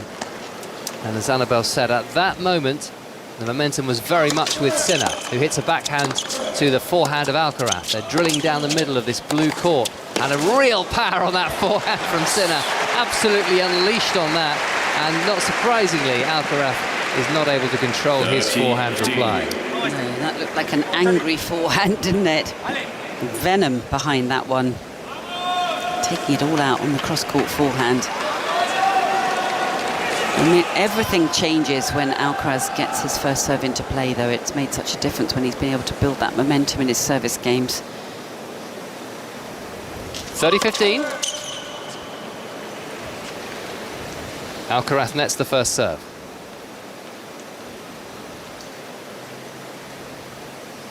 Here's his second serve. Backhand from Sinner is long. So 2 set points now to Alcaraz as he chases that world #1 ranking and a second US Open title. And again, just couldn't get a grip on the service game from Alcaraz throughout the set. Jannik Sinner just missing some returns and get beaten very badly on the first serve as well. He has been losing almost every single point when Alcaraz was having a first serve in. Set point #1, backhand completely shanked by Sinner. What a turnaround in set #3. By 6-1. Alcaraz sprints to the line, takes it by 6-1, and after just an hour and 50 minutes on the Arthur Ashe Stadium, we've already had 3 sets, 2 to Carlos Alcaraz, 1 to Jannik Sinner. And the question is, Marion, can Sinner do what he did in set 2 in set 4 and wrestle the initiative back? You certainly wouldn't rule it out. Well, you will think he would be capable because it was pretty much the replica of set 3 of set 1 when he was completely one-sided, when again Carlos Alcaraz hit only 2 and 4 serves at the exact same number. I feel it's a copy-paste compared to set 1. We had the exact same number. It was 9 winners for 2 and 4 serves. This time it's 11 winners for 2 and 4 serves. But yeah, I believe that Sinner can turn it around, but he would have to do it very quickly. Let's get the latest. Must be the very closing stages of that World Cup qualifier now in Germany from Paul Gilmore. Deep into stoppage time, still 3-1 to Germany, and for spells this looked like it could turn into a special night for Northern Ireland, but the team with 4 from the Championship and 3 from League One eventually had their brave resistance broken. Gnabry dinked over Peacock Farrell after 7 minutes before West Brom's Isaac Price moved above George Best and Norman Whiteside for goals with his 10th, a classy side foot volley at the back post. The 4-time world champions wrestled back control. Subamiri took advantage of a loose ball on 69, and 3 minutes later Florian Wirtz did his best Soboslavy Arsenal impression with an eye-catching free kick. Northern Ireland's night made worse by a late Slovakia goal in Luxembourg. Germany 3, Northern Ireland 1, and that now is full time in Cologne. Thank you, Paul. Here in New York, there are 1 or 2 sets left of the US Open. Carlos Alcaraz leading Jannik Sinner by 2-1. And once again, as we watch the 2 players there, down on the court, Marion, I'm thinking, no bathroom breaks. They don't tend to take bathroom breaks against each other, do they? Generally speaking. Not really, but I think for Jannik Sinner, it's just about the beginning of each set, really, because that has been setting the tone of the whole set. Basically, when he starts well the set, he can keep on doing that for the entirety of that set, but every time he has had a bad start, he can't turn it around. And that has been quite unusual for him, because once again on a hard court, his dominance has been so incredible that we never saw him in a position when he has actually just hidden one winner in set 3. Only one winner from the racket of Sinner, when you know how well he's striking the ball. Is set 4. David. And it'll be started by Jannik Sinner, the world number 1 at this near end, and he must start well, and he hasn't, because he's hit a backhand off the back foot that has sailed long. And it's a strange, curious sight to see Jannik Sinner like this. I wonder whether there's anything wrong physically. A few weeks ago in Cincinnati, he had a bug when they met each other in the final. That lasted only 5 games before he retired. I mean, he's got through 6 rounds of this tournament as Sinner. He's won the second set. He did have that twinge in the previous match around the sort of rib cage area, abdominal, but he gave himself a clean bill of health after he went off the court for a little bit of treatment there, but he didn't look right in that third set. A lot of that to do with his opponents, of course, but Alcaraz blasting long with his forehand this time. 15-all. The President of the United States has not come back to his seat for the last half an hour. Have we seen the last of him today? We will find out. Still absolutely jam-packed everywhere else now that people have finally managed to get through those security scanners and into their seats. Here's a forehand return, hit deep by Alcaraz. It's 15-all at the start of set number 4. Alcaraz leading by 2-1. A forehand hit inside in over the high part of the net, but wide of the sideline. Another little celebration from Sinner, quieter this time, with the shake of the racket. That's something that we saw in the second set, isn't it? A lot of just demonstrative behaviour from Sinner, kind of willing himself to get energetic. I just can't get myself around the sort of set 1 and set 3, which is so uncharacteristic from Jannik Sinner on hard court to get beaten that badly in 2 sets of tennis like that. And I wonder if it's because he's carrying a bit of an injury, if there is just today a lack of energy. I'm not sure exactly the reasons. Serve down the centre, blasted back at him by Alcaraz, who's attacking and putting away a cross-court forehand. This is a 30-all point coming up in the first game of the 4th set, and Alcaraz is coming on strong. Or if it's just Alcaraz, who plays at a level of tennis that basically no one on this planet can touch him. From him, I mean, so inside the baselines, smacked it into that backhand corner, and so much of the tennis that he's had to play fantastically well has been deep in that baseline, and then to see him when he's up around that service box to be able to hit a winner like that, it's quite a sight to behold. Quite a premium on this first serve for Jannik Sinner at the start of set number 4. He can't make it. Hits the tape of the net, comes back his own side. Ball kid sprints out, kneels next to the umpire's chair where James Gothevong, the umpire, is sitting, overlooking Carlos Alcaraz, hitting his forehand cross-court, and now hitting his slice forehand. Slight stumble from Sinner as he thought it was going to be a drop shot, then it suddenly wasn't one. Here's a backhand from him down the line. He turned the tables. What a forehand cross-court by Alcaraz, though. Now he's coming in behind a backhand. He's coming into the net, Alcaraz, but he's passed, and that's wide by Sinner. And it's break point Alcaraz, who's throwing everything at him. Well, just another fantastically constructed point. As you said and described, David, it was the fact that he threw in the mix a bit of a fake, and it's the ability to make it look like you're doing a drop shot, but then you force the racket head forward, and we heard Sinner slip, then he's slightly on the back foot, he's playing catch-up in the rally, and from that moment on, he was kind of chasing it. And it's just so clever. I mean, it's just beautiful talent that we're seeing on display here. The boss, Bruce Springsteen, looks on. Oh, I didn't recognise him. Earring in, watching as Carlos Alcaraz has break point at the start of the 4th set. Forehand hits the line from Sinner, scampered back by Alcaraz, but long. What a return. I mean, if you get that Sinner. ball back inside the court, I think Jannik Sinner will be about to just put the racket down and say that's enough for me. For today. He didn't hurt himself there. Did you see he's on full split? He literally did the splits. He's on full split. And I think he put his hand down to try and protect himself. He did, and his bum was actually touching the floor as he was hitting the ball. That's how low he was. Oh, And then he bounced back to his feet as if he expected his shot to have landed in. I know. What a great serve by Sinner again. From 30-40, he's won 2 points, and now he has game point at the start of the fourth. I mean, they do have an amazing respect between the two of them, but I have definitely seen Sinner kind of doing a few fist pumps in the face of Alcaraz, and I definitely feel like there's a little bit of needle there, isn't there?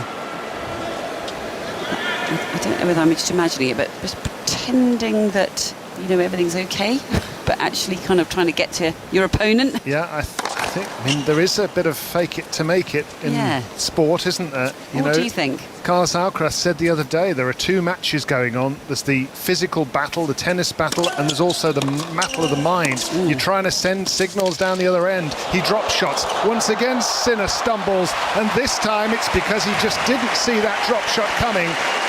I mean, that drop shot is just something else. The level of execution he's able to have, and the disguise as well, because Jannik Sinner was splitting backwards as that drop shot was hit by Alcaraz, and that's why he was a step too late to try to get it. But that's a wind-up when somebody does that to you. You feel a bit irritated, you're on the other end of a piece of string, they're controlling the point, and you just feel silly because you've just been made to run from the back of the court, you didn't get there. Yeah, that's just it's annoying, basically. Just in a slow motion of that, as well as Sinner nets his serve at deuce at the start of this fourth set. 2-1 Alcaraz.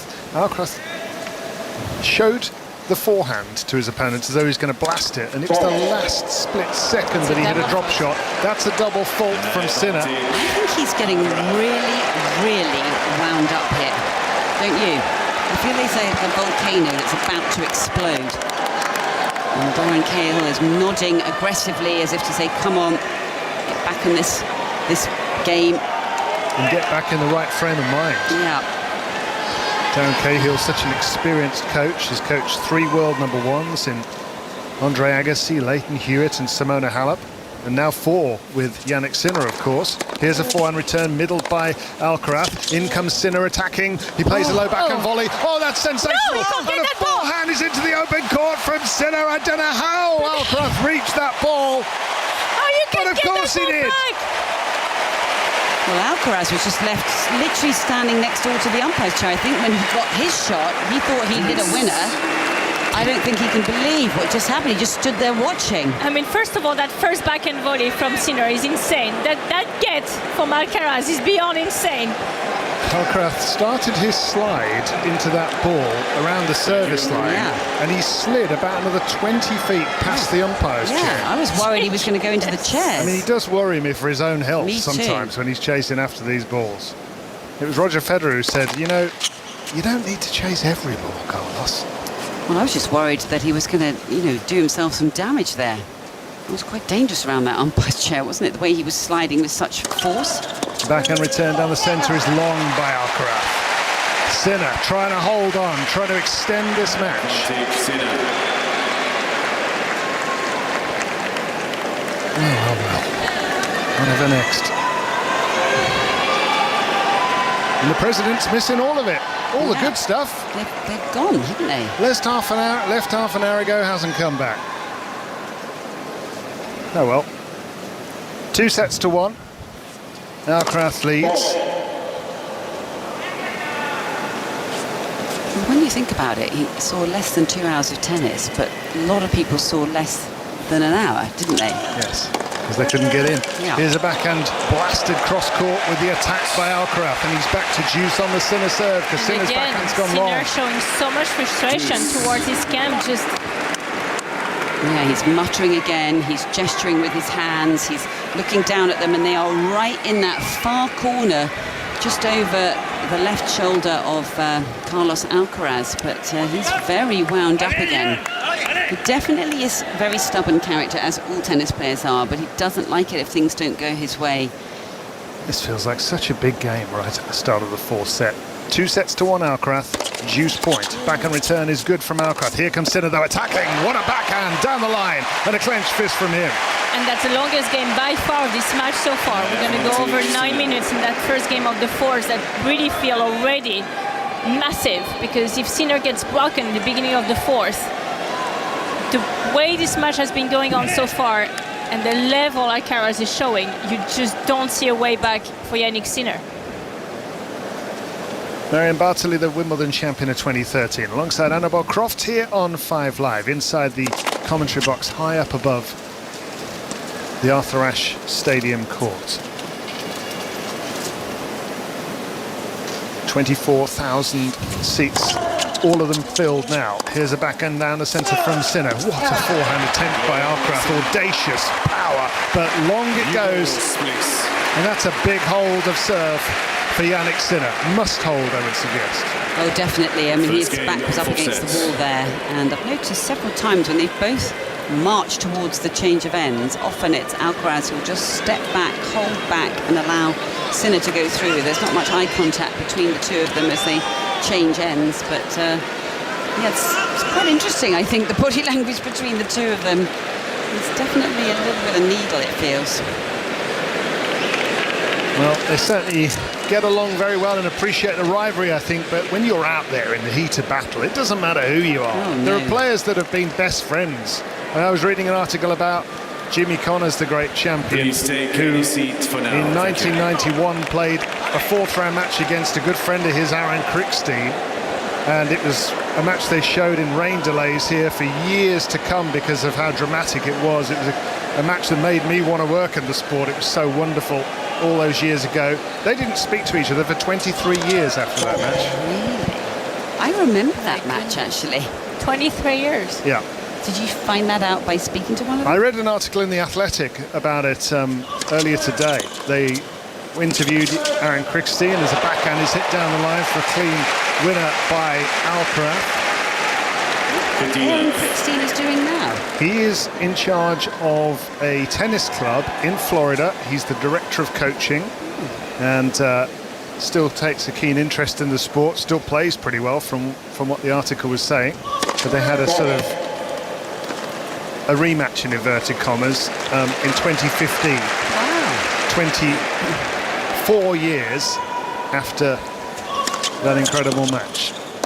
Here's a backhand hit cross-court by Alcaraz, who chips his backhand down the centre. A forehand cracked away and again, wide just by missing Sinner. on the slice. Yeah. It's been happening so often today, and I'm sure Alcaraz team have been doing their due diligence and doing their research, seeing that on those slices, by far, Jannik Sinner is a lot less comfortable. Yes, I agree. Well, it is, though, because the ball is coming at you not only just with a different pace, but it's different height, it's lower, you've got to drop the racket head, you've got to brush up, and it's quite difficult to attack a slice ball, isn't it? And then Carlos has done many different types of slices.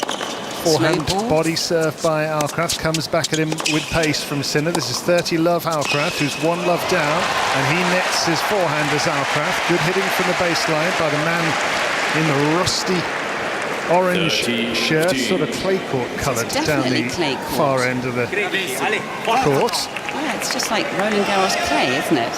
Whereas Alcaraz is in his fluorescent pink vest and his rather longer buzz cut now, because right at the start of this tournament he had a haircut apparently that it was done by his brother, and in the words of Carlos Alcaraz, something went wrong with the machine and his brother got it all wrong. Here's a forehand hit cross court onto the line by Alcaraz. He's got an open court to hit this backhand into. Not even Sinner will get that back, so this is 40-15. That reminds me of Chitty Chitty Bang Bang. Do you remember the fairgrounds scene? Where the guy goes under a haircut, it's a machine, and when he takes the machine off, there's no hair there, it's bald. Do you remember that scene? I can't say I do, Annabelle, but I'm looking forward to looking that up. Yeah. But in this particular instance, apparently the haircut went wrong because something went wrong with the machine by the brother, and so Alcaraz said all I could do was start fresh, and that meant take it all off. But in the space of 2 weeks, his hair has grown quite a bit. Here's a backhand chip down the line by Sinner. He's going to get lobbed here. Overhead smash by Sinner. Now down the line with a backhand Alcaraz, whose arm is raised. Everybody's on their feet. I mean, again, just the variety that he's able to showcase the drop shot, the lob, the backhand down the line winner. Steph Curry is raising his arm to the skies as if saying, this guy is just insane. And there is a problem that Jannik Sinner is facing today. Since the end of set 1, he has only returned 4 first serve in the court. Wow. He just can't get a grip of that first serve of Carlos Alcaraz. We're back at 1-all. He has to keep holding his serve if he wants to give himself a chance. Players are ready. Yes, when you look around the stadium at some of the famous faces in the crowd, and actually one of them is being shown right now, is the man who administered the dodgy haircut, Carlos Alcaraz's brother. But earlier on it was Steph Curry, as Marion Bartley was saying, the great basketball point guard, and he was just hands on head in disbelief at what he'd just seen from Carlos Alcaraz. Backhand on the line from Sinner, netted forehand by Alcaraz. Annabelle showing me the chitty chitty bang bang scene of the hair removal, which it was meant to be a haircut. I can't say I remember it. I think it was a little before my time, even though I am getting on a bit these days. Really? I do remember Chitty Chitty Bang Bang from when I was very young, yes, Annabelle, but not that particular scene. There we are. I'm sure I'll have a look later. Here's a 15-love point for Sinner, trying to keep his nose in front in this 4th set. Backhand his cross-court on return by Alcaraz, who blasts one cross-court, my word. And long goes Sinner with a forehand. You can tell there's an intensity when it's going to be really hit, because you hear that grunt of extra effort from Alcaraz. Yeah, but you also hear this sort of like electricity with the crowd who kind of gasp and they kind of take on board what they're seeing in front of them. And there is an intensity about Alcaraz. He's sniffing it, he's smelling it, he's feeling it. He is feeling it, isn't he? That's coming across to me. He senses that he's got the better of this match. And at 2-1, the scoreline would tell him that, but I feel like he senses blood in the match too. 1 game all, 15 all, 24,000 inside the Arthur Ashe Stadium, thousands more inside the neighbouring Louis Armstrong Stadium, where they've put it on a big screen. Here's a forehand hit down the line by Sinner, who's coming in, playing a backhand volley, punching it down the line beautifully. Well, impressive volleys from Sinner. Every time I've seen him up at the net, he's actually won the point, particularly on that backhand side. The two of them are really frustrating today. They're showing so much frustration towards Encamp. Now it's the turn of Carlos Alcaraz to keep on having a chat with Juan Carlos Ferrero and his whole team. There was just 1 point, and he didn't really do anything wrong on that point. They're still looking so much for perfection. 1 game all, 30-15. On the Sinner serve, a set he must win to keep alive his hopes in this US Open men's singles final against his great rival Carlos Alcaraz, who nets his backhand, and that'll frustrate him. 40-15. They're pretty divided about who they want to win this match, aren't they? But I think there's also a lot of people who want a 5th set. Absolutely. Yes. I think they want a 5th set. Especially given so many of them were denied. Exactly. They've been waiting so long to get in. If you weren't with us earlier, this match was delayed by an hour. As the backhand is netted by Alcaraz.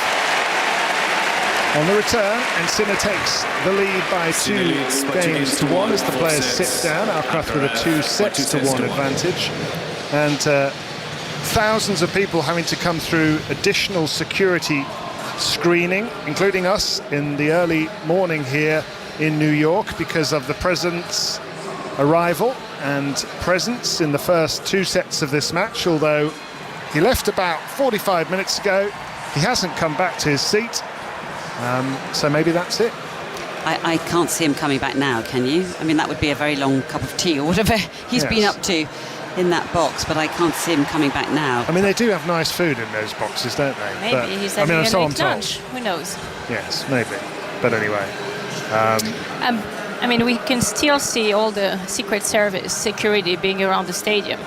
Yes. So that might suggest maybe he hasn't left yet. Yeah, exactly. He hasn't left the complex yet. Perhaps not. Maybe he'll be shown on the big screen dancing in a minute, like this gentleman is. Mind you, he's been shown twice, and there were quite a lot of boos, so maybe not. Well, I think a lot of boos were because of what's happened in terms of like trying to get in. With, as you said, some people, your friends that took an hour and a half, gave up, went and had some food, and came back, and a lot of people did miss quite a lot of the early part of the match, which I think is very sad when you consider how much those tickets are to be in here to watch this. And also, you'd like to see the build-up to it. You'd like to see, the singing that we saw in the national anthem. It's quite a ceremony ahead of the championships final. The flag that covers the court as well. He was booed pretty lustily 10 years ago as well, when he last made an appearance here inside the Arthur Ashe Stadium in New York. Hasn't been back since. And he's missing the best bit. It's 2-1. It's 2 games to 1 for Jannik Sinner. 2-1 for Alcaraz, who hits a head-high backhand volley, batting it down the line for a clean winner. Both of them have very, very traditional backhand volleys.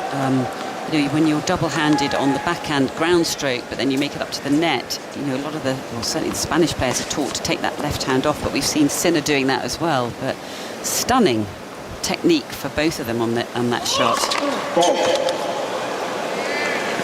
I think that a lot of the key is going to come down to Alcaraz getting enough first serves into play, isn't it? Because it dropped off considerably in that second set and made such a huge difference. Went down from 63% to 40% in the second set, and he's just netted a forehand, 15-all. And we were trying to figure it out, what could be the tactics Sinner could use to stretch this match into a 5th set. Well, it's quite clear that when the rally are under 5 shots, he's really losing the majority of them.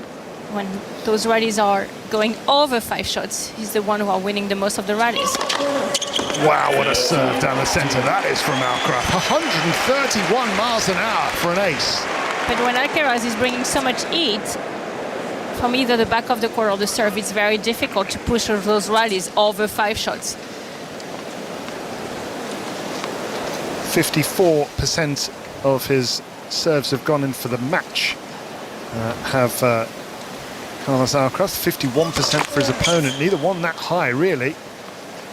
And in fact, in this set, Sinner's only got 37% of his serves in so far. But anyway, he's 2 games to 1 ahead. Here's a forehand off his back foot from Alcaraz. Sinner nets a forehand. Yeah, he's not happy about that. I think every point is going to increase in value now, isn't it? Bearing in mind where we are in the heart of the match right now. And Sinner can't really afford too many unforced errors at this stage. He needs to try and take advantage of any opportunities. If he gets looks at second serves, try to, get involved in the point and try to sniff out a break. Big serve down the middle. It comes back from Sinner, who hits his backhand cross court. Deep hitting from him. Now he's going to whip a forehand, and that lands just inside the baseline. Alcaraz doing incredibly well to get these balls back. Tries to turn the tables and does. Oh, what a rally. Here's a forehand on the line, long by Alcaraz. Both players stretching each other to the limit. And again, the ability when it goes over 5 shots from Sinner to find a way to get a mistake from Alcaraz by getting even closer to the sidelines or come up with something even more magical. He has to try to make it that physical if he wants to have a way back. Their ability, both of them, to just cover the entire space that they're looking at as a tennis court. I mean, it's quite a big space, isn't it? And both of them use the entire court surface, and that's not just into the baseline, it's into the angles, it's pulling them out of the tram lines, every kind of space they're having to cover at the moment. They run like track sprinters, they slide and glide and stretch like gymnasts. Here's a return that floats long from Sinner, and Alcaraz levels this 4th set of 2 games all. 2 games all, 4th sets. And 2-1 for Carlos Alcaraz of Spain. Just a measure of the dominance of these 2 players in men's tennis today. This will be the 2nd straight year when they've shared the Grand Slam titles between them. Yep. And if Alcaraz wins today, it would be Sinner, Alcaraz, Sinner, Alcaraz. It's just alternating the names. Nobody else can get anywhere near. Just alternating the names as well. Forehand return is netted by Alcaraz as Sinner swings the serve out wide. But it's also just, as we said earlier, getting it in the bank, the experience, and every single slam final they play, it just puts more experience into them. And, we saw even in the women's tennis with Anisimova, her first Grand Slam final, first Wimbledon final, how terrifying that was. It's so hard for others to catch up when you've got so much experience. Backhand is hit down the line. What a shot that is from Sinner. How's it come back? Forehand on the line from him. Cross court, Alcaraz. Backhand low volley, Sinner. Forehand paddled down by the line base. Alcaraz has Sinner hit that in. No! He missed it. What a point. The court coverage from Alcaraz. This is really getting ridiculous now, guys. What a point that was. Just beautiful hands from Alcaraz, not just to get the ball deep in that forehand corner, but then the little adjustment with the backhand, dipping it so the volley was difficult. Soft hands once again, forcing Sinner to go a little bit closer to the lines, and he's missed. I mean, if you're another player in men's tennis right now watching this, you're surely thinking, well, what chance have I got against this? Yeah, I think you're right. 15 all, 30-15 now for Sinner as he swings a service ace out wide. It clips the edge of the racket, actually, just of Alcaraz, but it moves on through. 2 games all, 4 set, 30-15 Sinner. A set he must win to keep his US Open hopes alive. He won the title a year ago. He's won the last 3 hard-court Grand Slams, 2 in Australia. He's dominated on this surface, but Alcaraz wants to win it on his turf. He hits his backhand cross-court, hits his forehand with whip and topspin too, and long goes Sinner, and this is a big point coming up now at 30 all. A little late on that last forehand. A little bit of a chink in the armour. Was just not really getting himself in position. That feels like a really, really big moment. This pointer is about to come at 30 all, 2 all. We had a break very early in all the sets that have been played so far in this final. This is 5 Live at the US Open on BBC Sounds, and on the BBC Sport website we have the live chat running there. You can listen to us through the app as the service swung out wide from Sinner. It's a bit harsh, that, isn't it? Applauding the first serve miss. I know you're Alcaraz fans, but surely that's harsh. Is that out? Yes, it is. Double fault. Well, it felt like a big point, and probably Sinner felt it as well. Very knowing look there from Sinner. 4th double fault of the match. Alcaraz has yet to serve a double fault.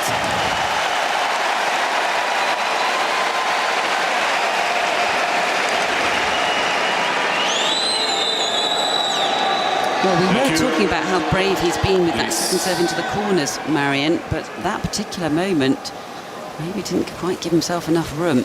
Break points for Carlos Alcaraz of Spain in the 4th set. Sinner misses the first serve. He tried for an ace down the centre. Alcaraz gave himself loads of room for the return, and now he's doing the same again. He moves forward a little bit. Now he's crowding the return. Hits his backhand return cross-court. Can he break for 3-2 in the 4th set? Forehand cross-court. Long by Sinner. Alcaraz strikes. Just too much pressure on him for Jannik Sinner. He just can't cope with it. 30 all, a double fault and a forehand missed. Alcaraz leads by 3 games to 2. 4th sets. It's a relentless effort from Alcaraz, making you feel like it's impossible to hit a winner out of him because he can cover so much court. It's proving to be too much even for Sinner. Well. What a match we're enjoying here as the replay is being shown on our screen here. Those are the sound effects you're hearing as the players' dexterity and ability to stretch into impossible-looking shapes. They contort themselves and just take this game to even greater heights. It does. I mean, it does remind me of when Federer and Nadal or Djokovic and Nadal played some of their finals, you know, how they pushed each other, some of the extraordinary ball striking and ability, like you say, the dexterity, the defensive skills, the creating of spectacular points. And that is what's been so entertaining about this. You know, you're not watching something boring where you know what's going to come, you know the pattern of play, it's winning a point in the same way. We're seeing points won in such extraordinary ways. And that's why the crowd are so engaged. They've been engaged from point 1, haven't they? An update from the President's box is that the President is back, sitting on the front row for perhaps what he thinks is going to be the end of this match. You're right, he is back. I thought had just a long lunch. So We'll see how much more is left in this one. This is a relatively quick best-of-5 set match so far, just 2 hours and 22 minutes for 3.5 sets. When you consider 2 of their matches in Grand Slam tournaments in the last 3 years have gone well over 5 hours, this will be nothing like that long. As a serve swings out wide from Alcaraz, hits the line and is framed out of court by Sinner's forehand. And Alcaraz would love to just keep on rolling through these service games with precision serving. Might not get on the highlight reel, but it's the sort of thing that gets you more and more titles. Backhand hit cross court from him, then a forehand whipped through that misses. That's a slightly tight looking forehand by Alcaraz. Well, as he shaped up for that one, I was thinking, gosh, you know, he really backs himself on that one. He doesn't miss it, he goes for it and he nails it. But yeah, that one was a bit of a shank. And I'm sure that he never appears to suffer from too many nerves, Alcaraz, because he is so brave. He loves to be brave. He said that once in an interview, how he never doubts himself. He'd rather be brave and lose the point than not be brave. A little unlucky there is Alcaraz as the ball clips the top of the net, holds up, sits up for Sinner to attack. He wins the point, clenches his fist, and is at 15-30 on the Alcaraz serve. 15-30. I'm sure as this scoreline gets a little edging closer, you know, he will start to get the heart racing, won't he? Well, Alcaraz has beaten Sinner from championship points down in Grand Slam final. In the Grand Slam final this year at Roland Garros. What a serve that is from Alcaraz. Just the pace of that serve as well, 132 miles per hour. Wow. Right into the corner, out wide. No sign of any nerves there, and it was just the formation of his body with the footwork, lining up the shoulders, body following the line of the ball. That was perfection. Sinner, I'm sure, would love to repay the favour and win his own Grand Slam title from behind. Here's a lovely forehand down the line by Alcaraz, and he'll pop away a little drop volley with no trouble at all. Violent hitting. And again, it's just Sinner not being able on the first serve from Alcaraz to get a grip at it. He just can't return deep. He either doesn't touch the ball or the ball is just sitting right into the strike zone. Alcaraz just saying, thank you very much. I'm going to hit that and move to the net. This for 4-2, and an ace out wide seals it for Alcaraz. He's just 2 games away from the title. What a serving game that was, and particularly down 15-30. The serving 3 back-to-back serves he came up with in that last game was absolutely spectacular. He's really managed himself in this match extremely well, hasn't he? Yeah, I think after that second set, which was the first time he's lost a set all championships, that was a big test for Alcaraz. Yeah. Emotionally and psychologically, he's up against his great rival who's got the better of him at the most recent Grand Slam final at Wimbledon. But he came flying back out of the blocks and won the next 5 games. 6-2 first set Alcaraz, 6-3 second set Sinner, 6-1 in the third to Alcaraz, and now 4-2 to Alcaraz here in the fourth set as he hits his backhand return long. Alcaraz would love to get a double break, wouldn't he? Just to give him that breathing space. He's actually, I can't believe this, I'm watching him sort of correcting himself on the swing of what he's just done wrong on that backhand. Right in the middle of this incredible match, he's sort of giving himself a bit of a lesson on that backhand. Yes. Always the perfectionist, both of these two. Here's a backhand on the line by Alcaraz, nicely done, and now he hits a little low forehand half volley that goes into the net, and he's certainly throwing a bit of variety at Sinner, but I suspect to some degree this is a bit of a free hit, this game, on the Sinner serve, knowing that if he can hold his serve twice, he's got the title.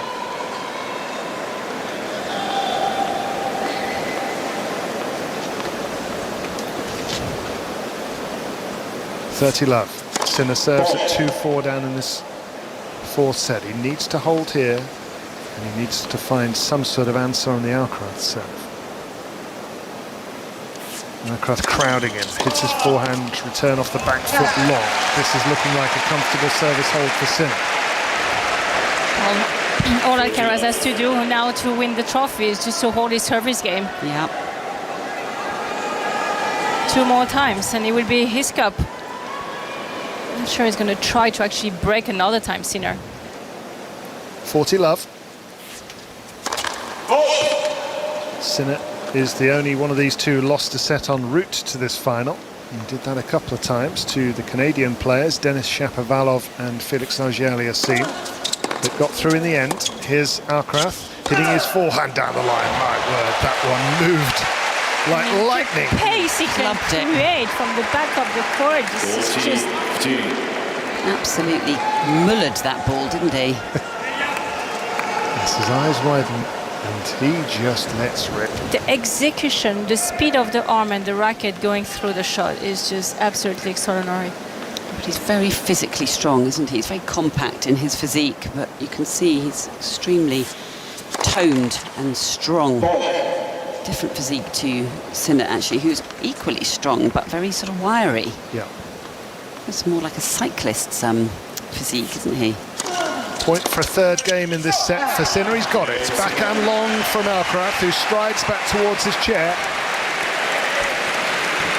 And as these two players sit down here, 4 sets and by 2 sets to 1. We're entering the period of the match where there's very little room for error for Jannik Sinner right now, but he's done his job by holding on to his serve. It's 2 sets to 1 Alcaraz. It's 4-3 Alcaraz in this budding rivalry which has just taken over men's tennis. Much more variety on the women's side at the moment, where we've had 4 different winners over the course this year. It was some achievement, I thought, for Aryna Sabalenka last night, who's been world #1 all year long, but lost 2 Grand Slam finals in a row, the Australian Open to Madison Keys, the French Open final to Coco Gauff, to hold on and then come good at the very last Grand Slam of the year, Marion. Well, absolutely, and I think for me as well, it was the way that she had the match completely in her hands until 6-3, 5-4, 30-all. Then she has an overhead that looked to be an easy one for a player of her standard. Doesn't really get the footwork right, missed that ball in the net, dropped the racket on the floor out of disbelief, and then the match trying to turn around. And Amanda Anisimova was able to break back Aryna Sabalenka, then hold her serve very comfortably. We are at 6-5 Anisimova, love 15 down on Sabalenka's serve. And we all had a glimpse of those matches that Aryna Sabalenka had a total grip on and was able, unfortunately for her, to lose this year. And she did so well at that moment to regroup mentally, to really stay within herself, stay in the zone, and played a brilliant tiebreak to capture a title. You could see the emotion at the end, how much it meant to her, because she really struggled and had extremely tough losses for someone #1 in the world that were really the heavy favorite going into some of the Grand Slam final. And to see her defending the title, something that no one has been able to do for the past 10 years here at the US Open on the female draw, was quite something. A very good serve to kick this game off from Alcaraz, and he is ramping up the serving stats, I think, as this match is unfolding, and I think that's been the key to it, to be honest. It's really hitting the marks. A lot of free points on serve. Another great first serve and a drive volley by Alcaraz, whipped away for 30 love. Sinner walking slowly in between the lines here. He's got a lot to contemplate, hasn't he, with what he's up against tonight in Carlos Alcaraz.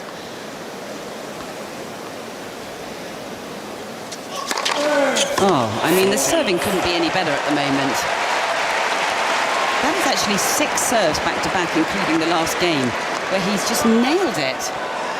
It's almost like he's just gone into a golden patch. Well, it's almost like Pete Sampras, Roger Federer type of dominance on his service game, to be honest. Serves down the centre, and it's all coming good on the serve for Carlos Alcaraz of Spain, who leads 2 sets to 1 and 5 games to 3 now, and is just 1 game away from the title. Alcaraz leads by 5 games to 3, 4th set.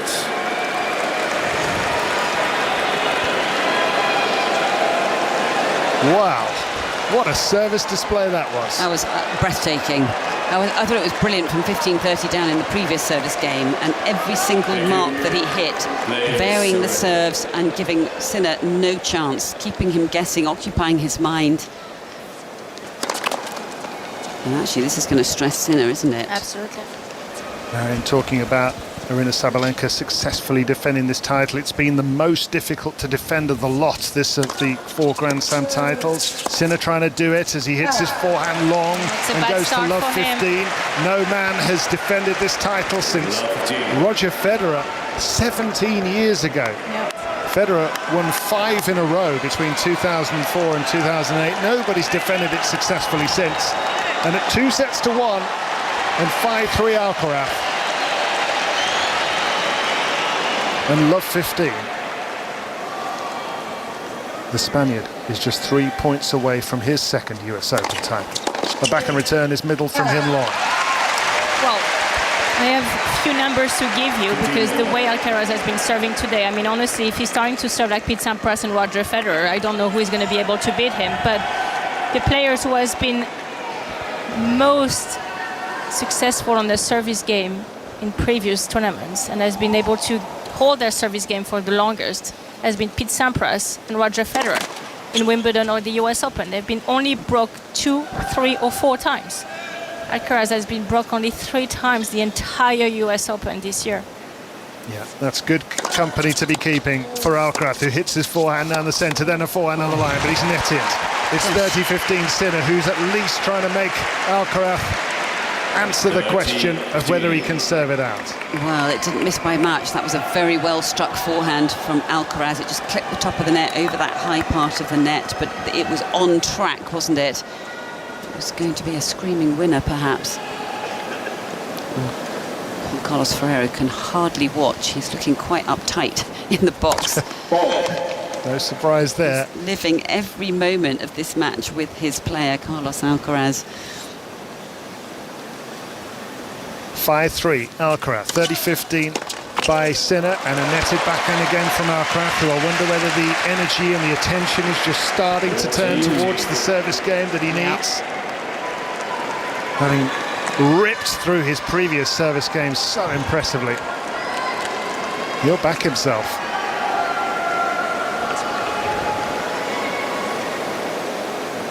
This for Sinner to make Alcaraz serve for the title.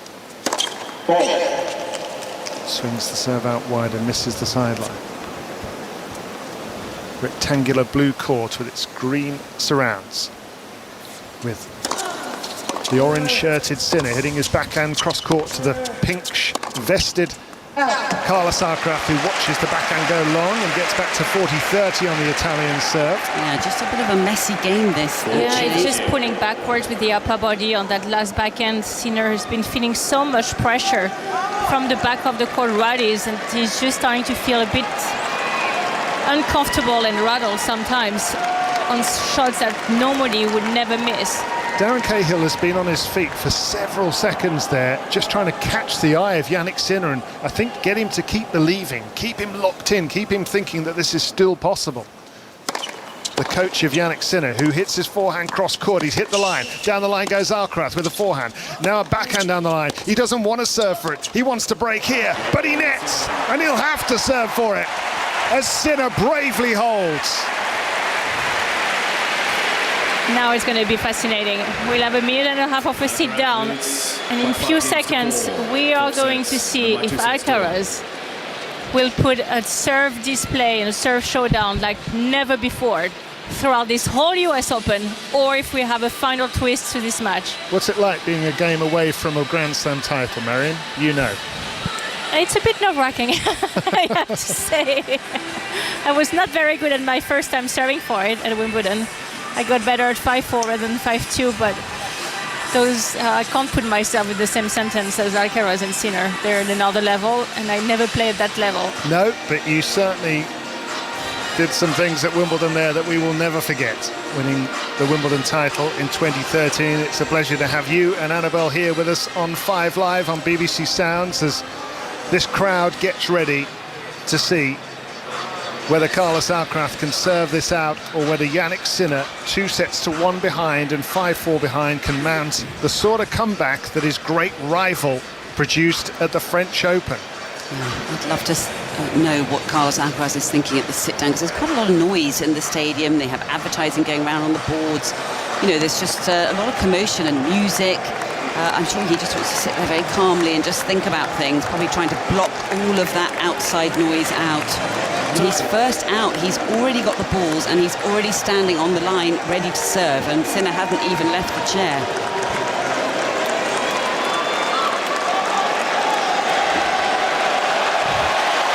Well, here we go then.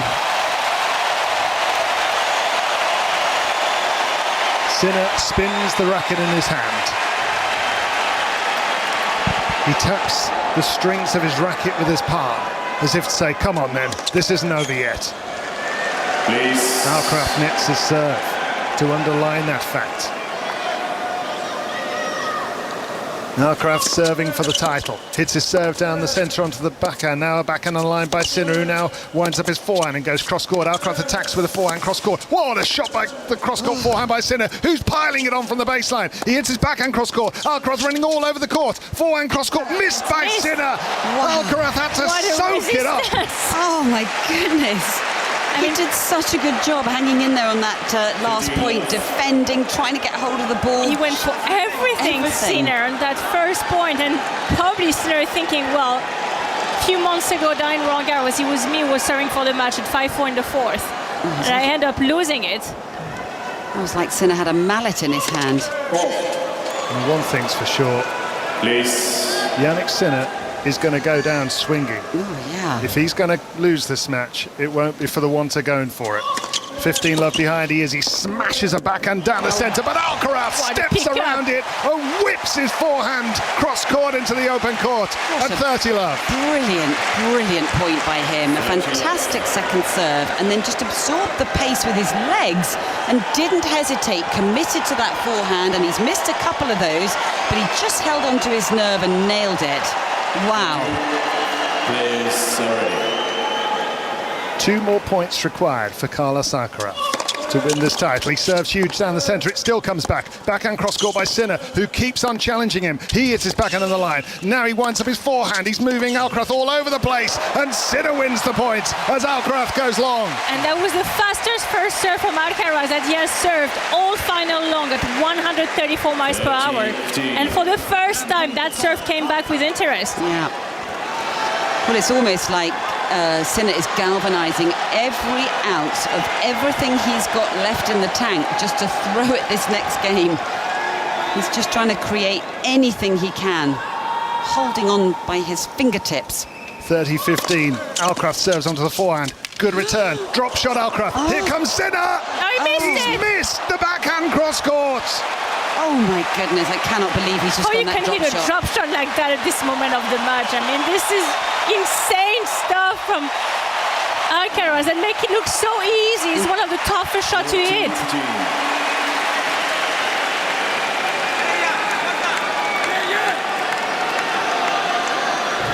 2 hours and 40 minutes.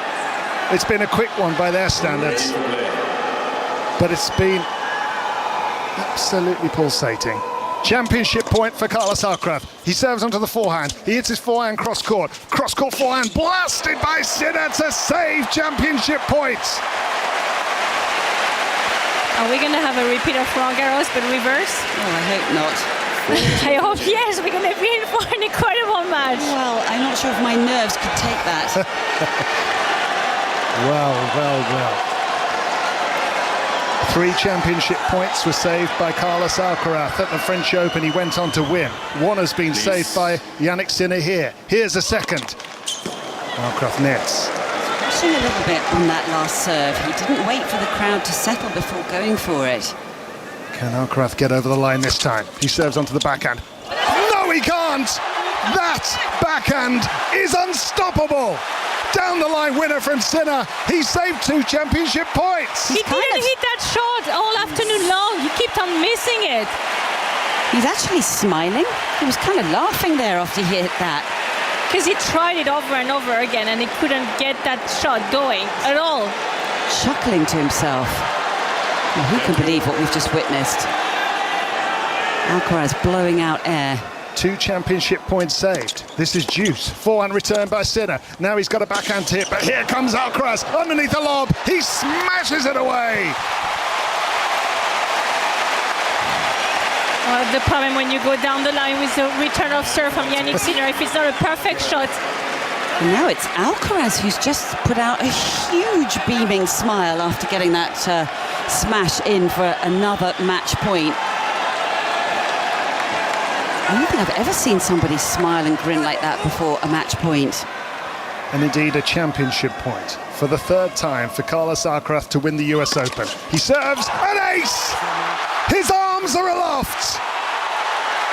He's on his haunches, taking it all in! 6-1, 6-4. Because after a 3rd successive Grand Slam final against his great rival Jannik Sinner, it's Carlos Alcaraz's turn. They share warm words at the net as Carlos Alcaraz wins his 6th Grand Slam singles title and celebrates with a golf swing and roars as he displaces Jannik Sinner as the world #1. That meant such a lot to Carlos Alcaraz. After Sinner won on his turf at Wimbledon, it's Alcaraz's turn to turn the tables and win on Sinner's favourite surface in New York. And you sense as Alcaraz scales the stairways to greet his supporters that this is just another instalment in the great rivalry between these 2 incredible champions who are turning this sport on its head. 8 Grand Slam finals that they've shared in a row, titles I should say, and this time it is Carlos Alcaraz with number 6 as he embraces Juan Carlos Ferrero and his team with his dad in tears. What a moment. What a moment. I mean, honestly, just such a long effort to stay in a Grand Slam for 2 weeks. You have to play 7 matches. A lot of things are going on in your mind, and to see a celebration now with all his family, with his father, it's just extremely emotional. But he played at a level that is, I don't think there is one human being on this planet right now that can touch him when he is at that level. He's just unplayable. Well, his dad is really emotional and did not want to let go of that hug with Carlos, and it's so much emotion going on in that box, and I'm not surprised because they would have lived every single point of that match with him, and I thought his level was extraordinary. I mean, he set the tone from the word go, the way he came out of the blocks so quickly in this match, but it was just a brilliant sort of tactical match from him. And we saw all of the skills that he has on his at his disposal on display tonight, and so much of it worked so effectively. Yes, there was a bit of a drop-off because the serve wasn't working in that second set, but oh my goodness, did he come back at it. He used the aggressive forehand into the forehand corner, up the line, into the corners, coming forward. He used the slow slice, he used the drop shot. Oh my goodness, to get the first match point. I can't believe he played that drop shot, with that such a cool mind. But for me, it was the serving, how he served out the match and held his nerve, and the bravery and courage. I mean, honestly, to win a whole US Open, and just for him, normally the service we know is a shot sometimes that can go away. That's why there's been an ongoing work done by Juan Carlos Ferrero to sort of tweak the technique and making sure the serve can be reliable, and he was not reliable at times before. Today, he won the US Open by getting broken only 3 times throughout the entire tournament. That is Federer-like or Sampras-like. That is just a number that you won't expect from Carlos Alcaraz. And mark my words, I'm just saying it again, if Alcaraz is starting to become that server that we've seen throughout this US Open, is going to become almost unbeatable. And he's now won 7 matches out of the last 8 against Jannik Sinner. One of those, admittedly, was in Cincinnati, where Sinner had to retire after 5 games because of a virus. But the numbers, whichever way you look at them, hugely encouraging for Alcaraz. A 2nd US Open title, a 6th Grand Slam title, drawing level with Boris Becker and Stefan Edberg, and only Bjorn Borg has got to 6 Grand Slam titles at a younger age. and back as world number one for the first time since September 2023. And still, David, no man has been able to defend this title since Roger Federer in 2008. Yeah, it tells you just how incredible that run was for Federer, that he won 5 in a row. I also don't think he had the level of competition at that point that certainly the players since him have had. If you think of Djokovic having to deal with Nadal and Federer only had early years, Djokovic and Nadal at that point. I don't want to take anything away from him, but those are the facts. But it's end of the season, isn't it? Everybody's tired. It's difficult to maintain it.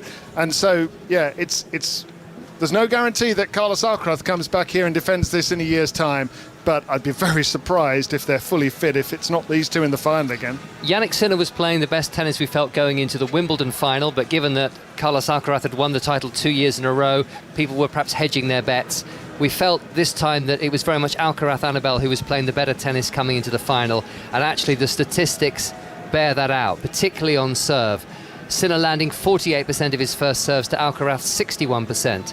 Alcaraz winning 83% of his first serve points, Sinner just 69%, and there were 12 break points in the match. Alcaraz had 11 of them. It's a dominant win. I think so, and I felt like he had such clarity when he walked onto the court. He knew exactly what he wanted to do tactically, and he was executing to perfection. He remained calm, he backed himself, and he brought his level back again after it had dropped off in the second set, where I think there was a few moments where I thought he was starting to look a little doubting, a little bit scared, like he did at Wimbledon, because he'd got off to a fast start at Wimbledon and then Sinner had come back at him. So everything he brought, I was just in awe of the tennis that he can play. It is spectacular. It is so breathtakingly talented, and it's why this crowd react to what they're seeing. He's got very crowd-pleasing. So does Sinner. Sinner's got this explosive, clean, clinical ball striking, which is quite a sight to behold, but it's everything else that Carlos Alcaraz brings to the table. It's more creative, it's more flair, it's jaw-dropping speed, it's defensive skills, it's the silky hand skills, and I just thought it was such an intelligent match from him, and he deserved the win. Marion?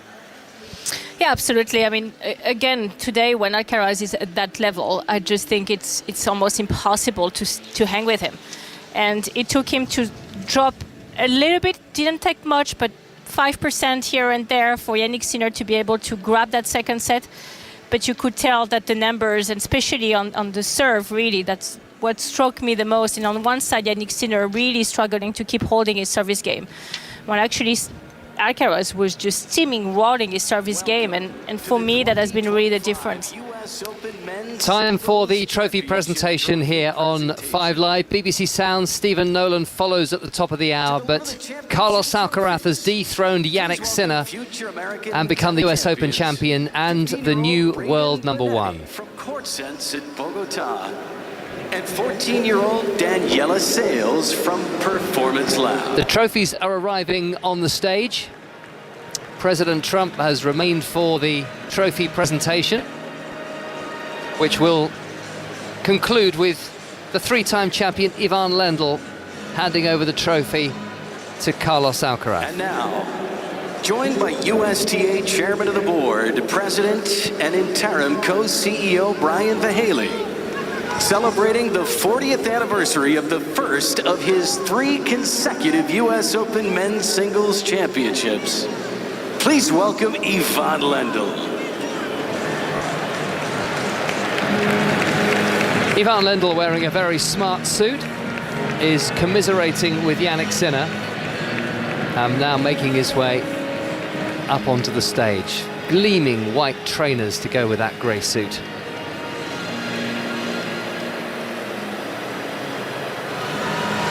Now, please welcome our host, Jim Courier. Well, Jannik and Carlos, they never failed to deliver an amazing match. Thank you, fellas, for an awesome final.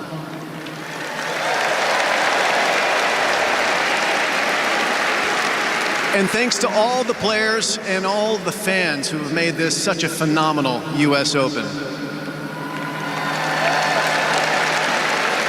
And a special congratulations to three-time U.S. Open champion on Ivan Lendl on a milestone anniversary.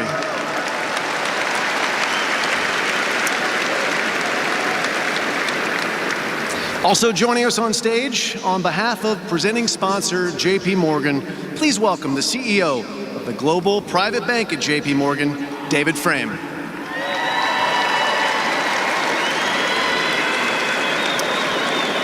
And to begin our trophy celebration, we'd like to recognize our chair umpire for today's final and ask James Kiathavong to please join us on stage. On behalf of the USTA, Brian Vahaley will present James with a gift from the tournament. Quite an accomplishment Well done, for James Kiathavong to have now been the chair would you umpire please for join every me in single welcoming our finalists Grand to the Slam stage, singles final Jannik Sinner. on both the men's and women's side.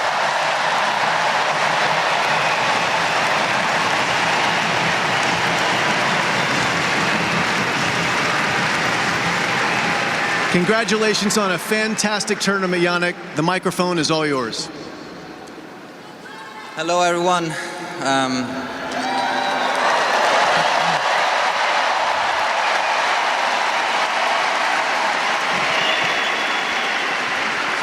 Well, first of all, I would like to start with Carlos and the whole team. You're doing amazing. Congrats. I know it's a lot of hard work behind this performance today. You were better than me, so congrats. Enjoy it. It's a great moment.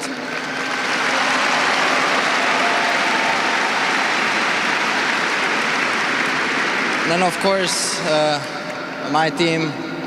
Thank you for supporting me, for understanding me, for working hard, and we all know how much dedication we put in to be here on this stage. It has been an incredible season, a lot of big stages and matches we played throughout this season, and I'm super happy to share this moment with you, with my family, which is home, with all the people I love, my friends, and I tried my best today. I couldn't do more, so thank you for the support.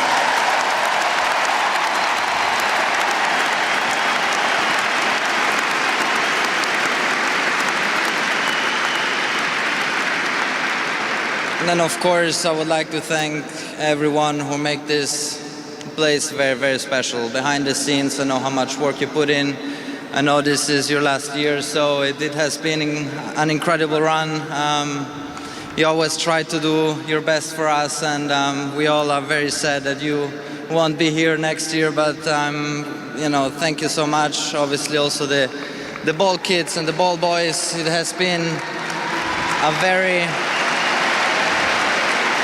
The tribute there to the outgoing tournament director, Stacey Alistair. It has been a very long 3 weeks, actually, with the qualifiers and everything, so you're doing an amazing job, and I can't wait to come back next year. And last thing, you guys are amazing.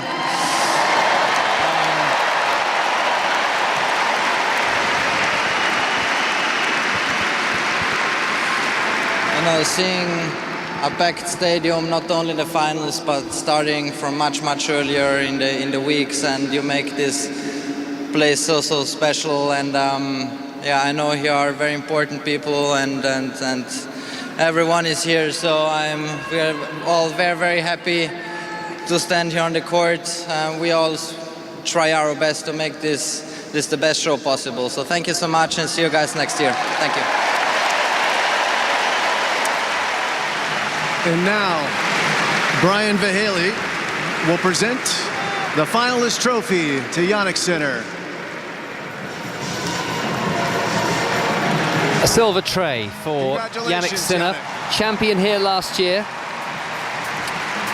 runner-up in 2025, and that ends his streak of 27 Grand Slam hardcourt match wins. Now it's time to invite our two-time U.S. Open champion to the stage, Carlos Alcaraz.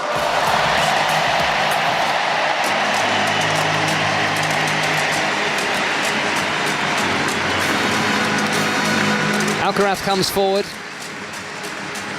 Handshakes all round, including for Ivan Lendl, who will shortly present him with that trophy. Well, Wow. I just have wanted to start with Jannik. It's unbelievable what you're doing during the whole season. Great level during the every tournament you're playing. I'm seeing you more than my family, so it's Jesus. So it's great to share the court, to share the locker rooms, to share everything with you. Watching you improve every day, working really hard with your team, really great people around. So I just congratulations for everything you're doing and the great performance during the whole week.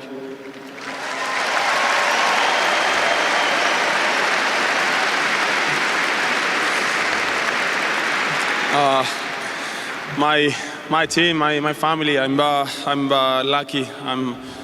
I'm really lucky to have you guys. To be honest, the hard work you're making just to make me even better. Not only in the professional part, but the personal part as well. I'm just really proud about the people I have around. Thank you very much. Every achievement that I'm having is because of you. It's thanks to you.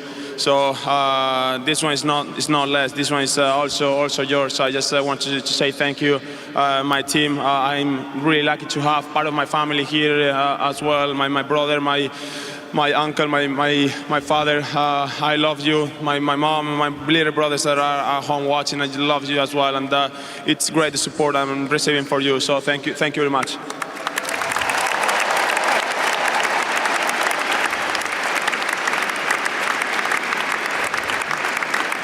Everyone who made this possible, this tournament is super special for me. Everything you're doing, everything just to make us feel at home, and you made it. It is incredible this tournament. The 3 weeks that I spend in here, it's just a privilege to be part of the tournament, to be around, see everything that how it is improving. So it's great to be back. It's all thank you to you guys as well. This tournament is even more special. Thanks for the energy you're putting in every match, in every practice. I just feel at home. Feel the energy, feel the love. I'm just trying to play my best for you guys. You made everything easy, so thank you very much as well.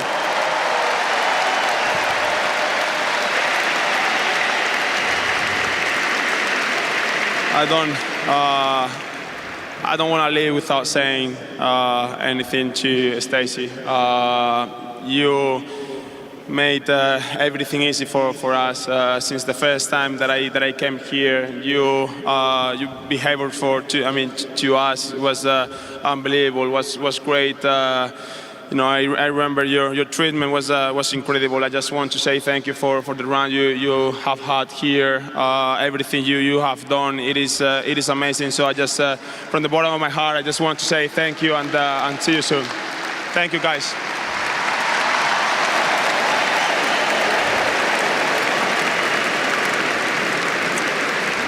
On behalf of presenting sponsor JP Morgan, David Frame will present the men's singles champion with a check for $5 million. The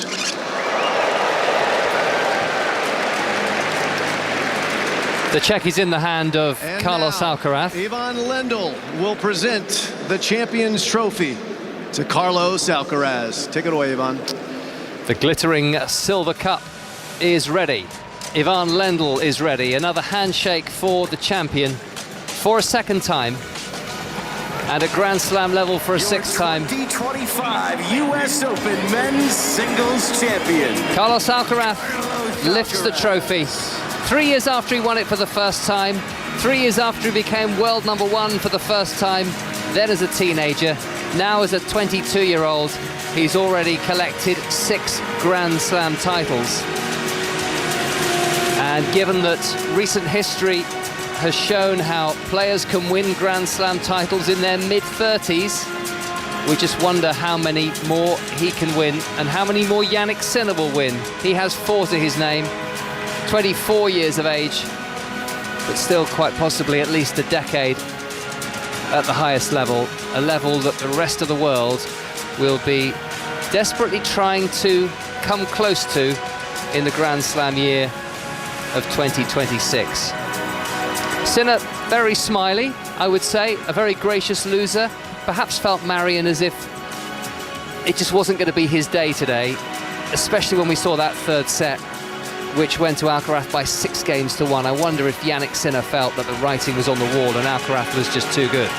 Yeah, I just think, for me, I'm not sure if it was really Jannik playing not at his level, or actually Carlos just being on another tennis planet, because when you look at the numbers, when you look at normally the quality that Sinner is able to bring from the back of the court as well as the return of serve, for Carlos to have so much dominance, it just shows you the incredible skill level he's able to have as well on bringing a bit extra, and today very much so he brought a lot of extra on the court. He took the ball much earlier than any of the contacts he had before against Jannik, and that sense of a rush that Jannik felt, I think sort of got him to derail the times and felt probably that match was just going way too fast out of his hands and couldn't get a grip back, even though in the last game he almost sort of, got it back to life by hitting even the ball harder, because he hit those forehands in the last game at 100 miles per hour, every single one of them.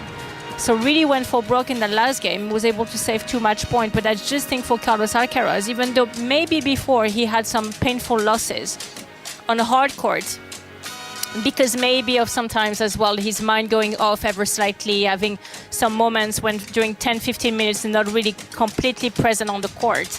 He has been maturing. He has been doing that work with Juan Carlos Ferrero on identifying those issues and making sure that he will improve in the future on those, and very much throughout this whole US Open never had a moment when you felt he had a letdown. That set that Jannik Sinner was able to win today was a set he absolutely won. It was not Carlos Alcaraz dropping all of a sudden by 50% on this level. So for me, just seeing Alcaraz being able to reach this level on the hard court has been extremely surprising, but it's just giving me as well that sort of sense that Sinner is going to look at the tape of the match and thinking, okay, now he's bringing something extra on the table. Let me work on those things that have not worked perfectly for me today. And I feel they're both going to push each other to reach even higher heights, if that even possible. Photographs taking place down below us. The blue stage is now empty, but at the moment Carlos Alcaraz is posing with some of the ball crew. They're getting their photograph. President Trump appears to have left. He's certainly not in his seat anymore, and the social security detail seems to be melting away too. Not a good time to be trying to leave Flushing Meadows right now, because I imagine everything will be in lockdown for the next 15 or 20 minutes. Let me throw this to you then, Annabelle, and David, by all means chip in as well. 7 wins out of 8 for Carlos Alcaraz against Jannik Sinner. Does Sinner have an Alcaraz problem? Oh, I don't think so, actually. I think after what we saw at Wimbledon and the fact that he came so close at the French Open, I would like to think not. I just think that tennis is the way that it is. It's what you can produce on the day. And we are seeing 2 young athletes who are absolutely at the peak, actually. I mean, they're only so young, but it feels like we're seeing something very, very special. And they are going to push each other to even greater heights. I think we're going to enjoy this rivalry for a number of years. But I don't think he does, but I think sometimes you just come out into a match and you put yourselves, you put everything that you've got for that day into it. And maybe today, as Sinner said, he said, I tried everything, I put it all out there, and I just didn't have enough today. And I think that we might think, I mean, even when, as you alluded to it, Russell, when we watched at Wimbledon, I thought, oh gosh, Sinner is now going to a different level. How is Alcaraz going to keep up with him? And already that has swung again, and it will swing many more times. And actually, if you look back at the rivalries of Federer, Nadal, Djokovic, Federer, Djokovic, all of the different combinations, they all had various moments where one would go ahead, then the other would come back, and it was toing and froing. But these matches and these rivalries are multi-layered. And each match, Sinner will look back at the tapes of this one, learn something from this one, bring something else into the next one, and so it will go on, which will make it fascinating for all of us to keep discussing the tactics. What did they do well? But you never quite know what each of them will do and whether they can execute. I mean, when you're looking at what we've just seen, I honestly can't say it enough. It was jaw-dropping. Yeah, what they're doing, they're just like literally bludgeoning the ball. It was unbelievable. Alcaraz 10, Sinner 5. That Wimbledon final felt very significant, didn't it, for Jannik Sinner? He did have 3 championship points in the French Open final as well. So would you tend to agree with Annabelle, David? Wholeheartedly. I think that head-to-head is actually unusually misleading. I think usually they tell a story, but I often thought the other way around, that kind of the style of Sinner handcuffs Alcaraz at times, and really he should have won that French Open final. He was outplaying him for the vast majority of it. He got to 3 championship points, and Alcaraz managed to sort of bend reality in the last few minutes. He got to a level that only he can get to, I think, in world tennis. But you can't do that all the time. Then he was outplayed in the Wimbledon final. The most recent match they played before this one was a retirement after 5 games because Sinner had a stomach bug. So I don't feel that this is one-sided as a rivalry in any way, shape or form. I think they're very even, and I think that Alcaraz had an absolute mission to this fortnight to win this title and prove that he could take out Sinner here. I completely agree with you, David, and Annabelle, and I just think as well, the fact for Carlos Alcaraz and for Juan Carlos Ferrero, really, who is his guidance and the one that controlled the whole training and controlled the whole patterns, to say out loud that he should be able to focus more throughout matches. He shouldn't have those moments when he's just check out of them. I think they very much understood that was the issue, especially over Jannik Sinner, and therefore because they knew that rivalry is going to go on for a very long time, and Sinner has been dominating on the hard court and has been winning the past 2 Grand Slam on the hard court, he had to raise his level throughout the summer. And he arrived here with that mission to raise his level since very much Cincinnati, and even more at the beginning of the US Open. And the way he has been able to do that has been absolutely extraordinary. But today, don't get us wrong, if Alcaraz is 10% lower in terms of the court coverage and the ability he had to stay in some points that no one else on this planet could have get those balls, on top of obviously everything he's able to have, which is a drop shot, which is a variety, which is incredible speed, that match would have been a lot closer, because we would have seen Sinner hitting a lot more winners and we would have seen different numbers. But the court coverage Alcaraz is able to get when he's at his best like that, plus the flair, plus the moving into the net, plus the drop shot, plus the volleys, it just becomes too much for anyone to handle already. We're just getting a replay of the final in the background, some of the highlights at least, as the Arthur Ashe Stadium begins to empty after the delayed start to the final, which has been won in 4 sets by Carlos Alcaraz in 2 hours and 42 minutes. We just have about 90 seconds left.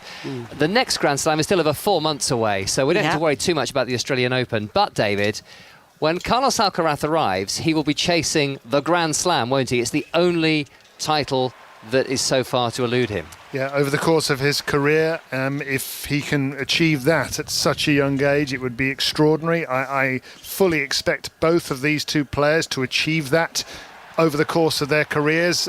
Sinner only needs to win a French Open title to complete his set as well. It's kind of a race to see who can do it first. But I'd be very surprised if they're not meeting in the final in Melbourne in a few months' time, unless one of these 2 sustains an injury. I don't see any of these guys getting close. Who do you think could challenge them best at the Australian Open? I mean, you will think of the one who has won the most amount of Australian Open, which is Novak Djokovic. But Novak will have to be at the physical level that he hasn't been able to reach in the Grand Slam. And he has been saying it himself in the press conference. It's just hard to live with those guys in the best of 5 sets. I have to agree. I mean, Djokovic made it very clear in his press conference. He said, I just don't have what it takes over best of 5 sets anymore against them, and he can't see it. I can't see it either. I mean, I think, unfortunately for him, he wanted that 25th so badly, but, he can probably challenge to a certain point, but I can't see him getting past these 2. So join us in early February for the 4th consecutive Grand Slam singles final between Carlos Alcaraz and Jannik Sinner. Very possible, but there are 126 other players in the draw, or at least there will be in Melbourne come the start of next year. So that is a wrap for the Grand Slam year. Thank you very much to Marion Bartley, to Annabelle Croft, and to David Law. Carlos Alcaraz, the champion, in 4 sets against Jannik Sinner, his 2nd US Open title, his 6th Grand Slam, and he's world #1 again. 5 Live Sport tomorrow evening from 7. Monday Night Club with a heavy World Cup focus with Kelly Cates, but Stephen Nolan is next here on 5 Live.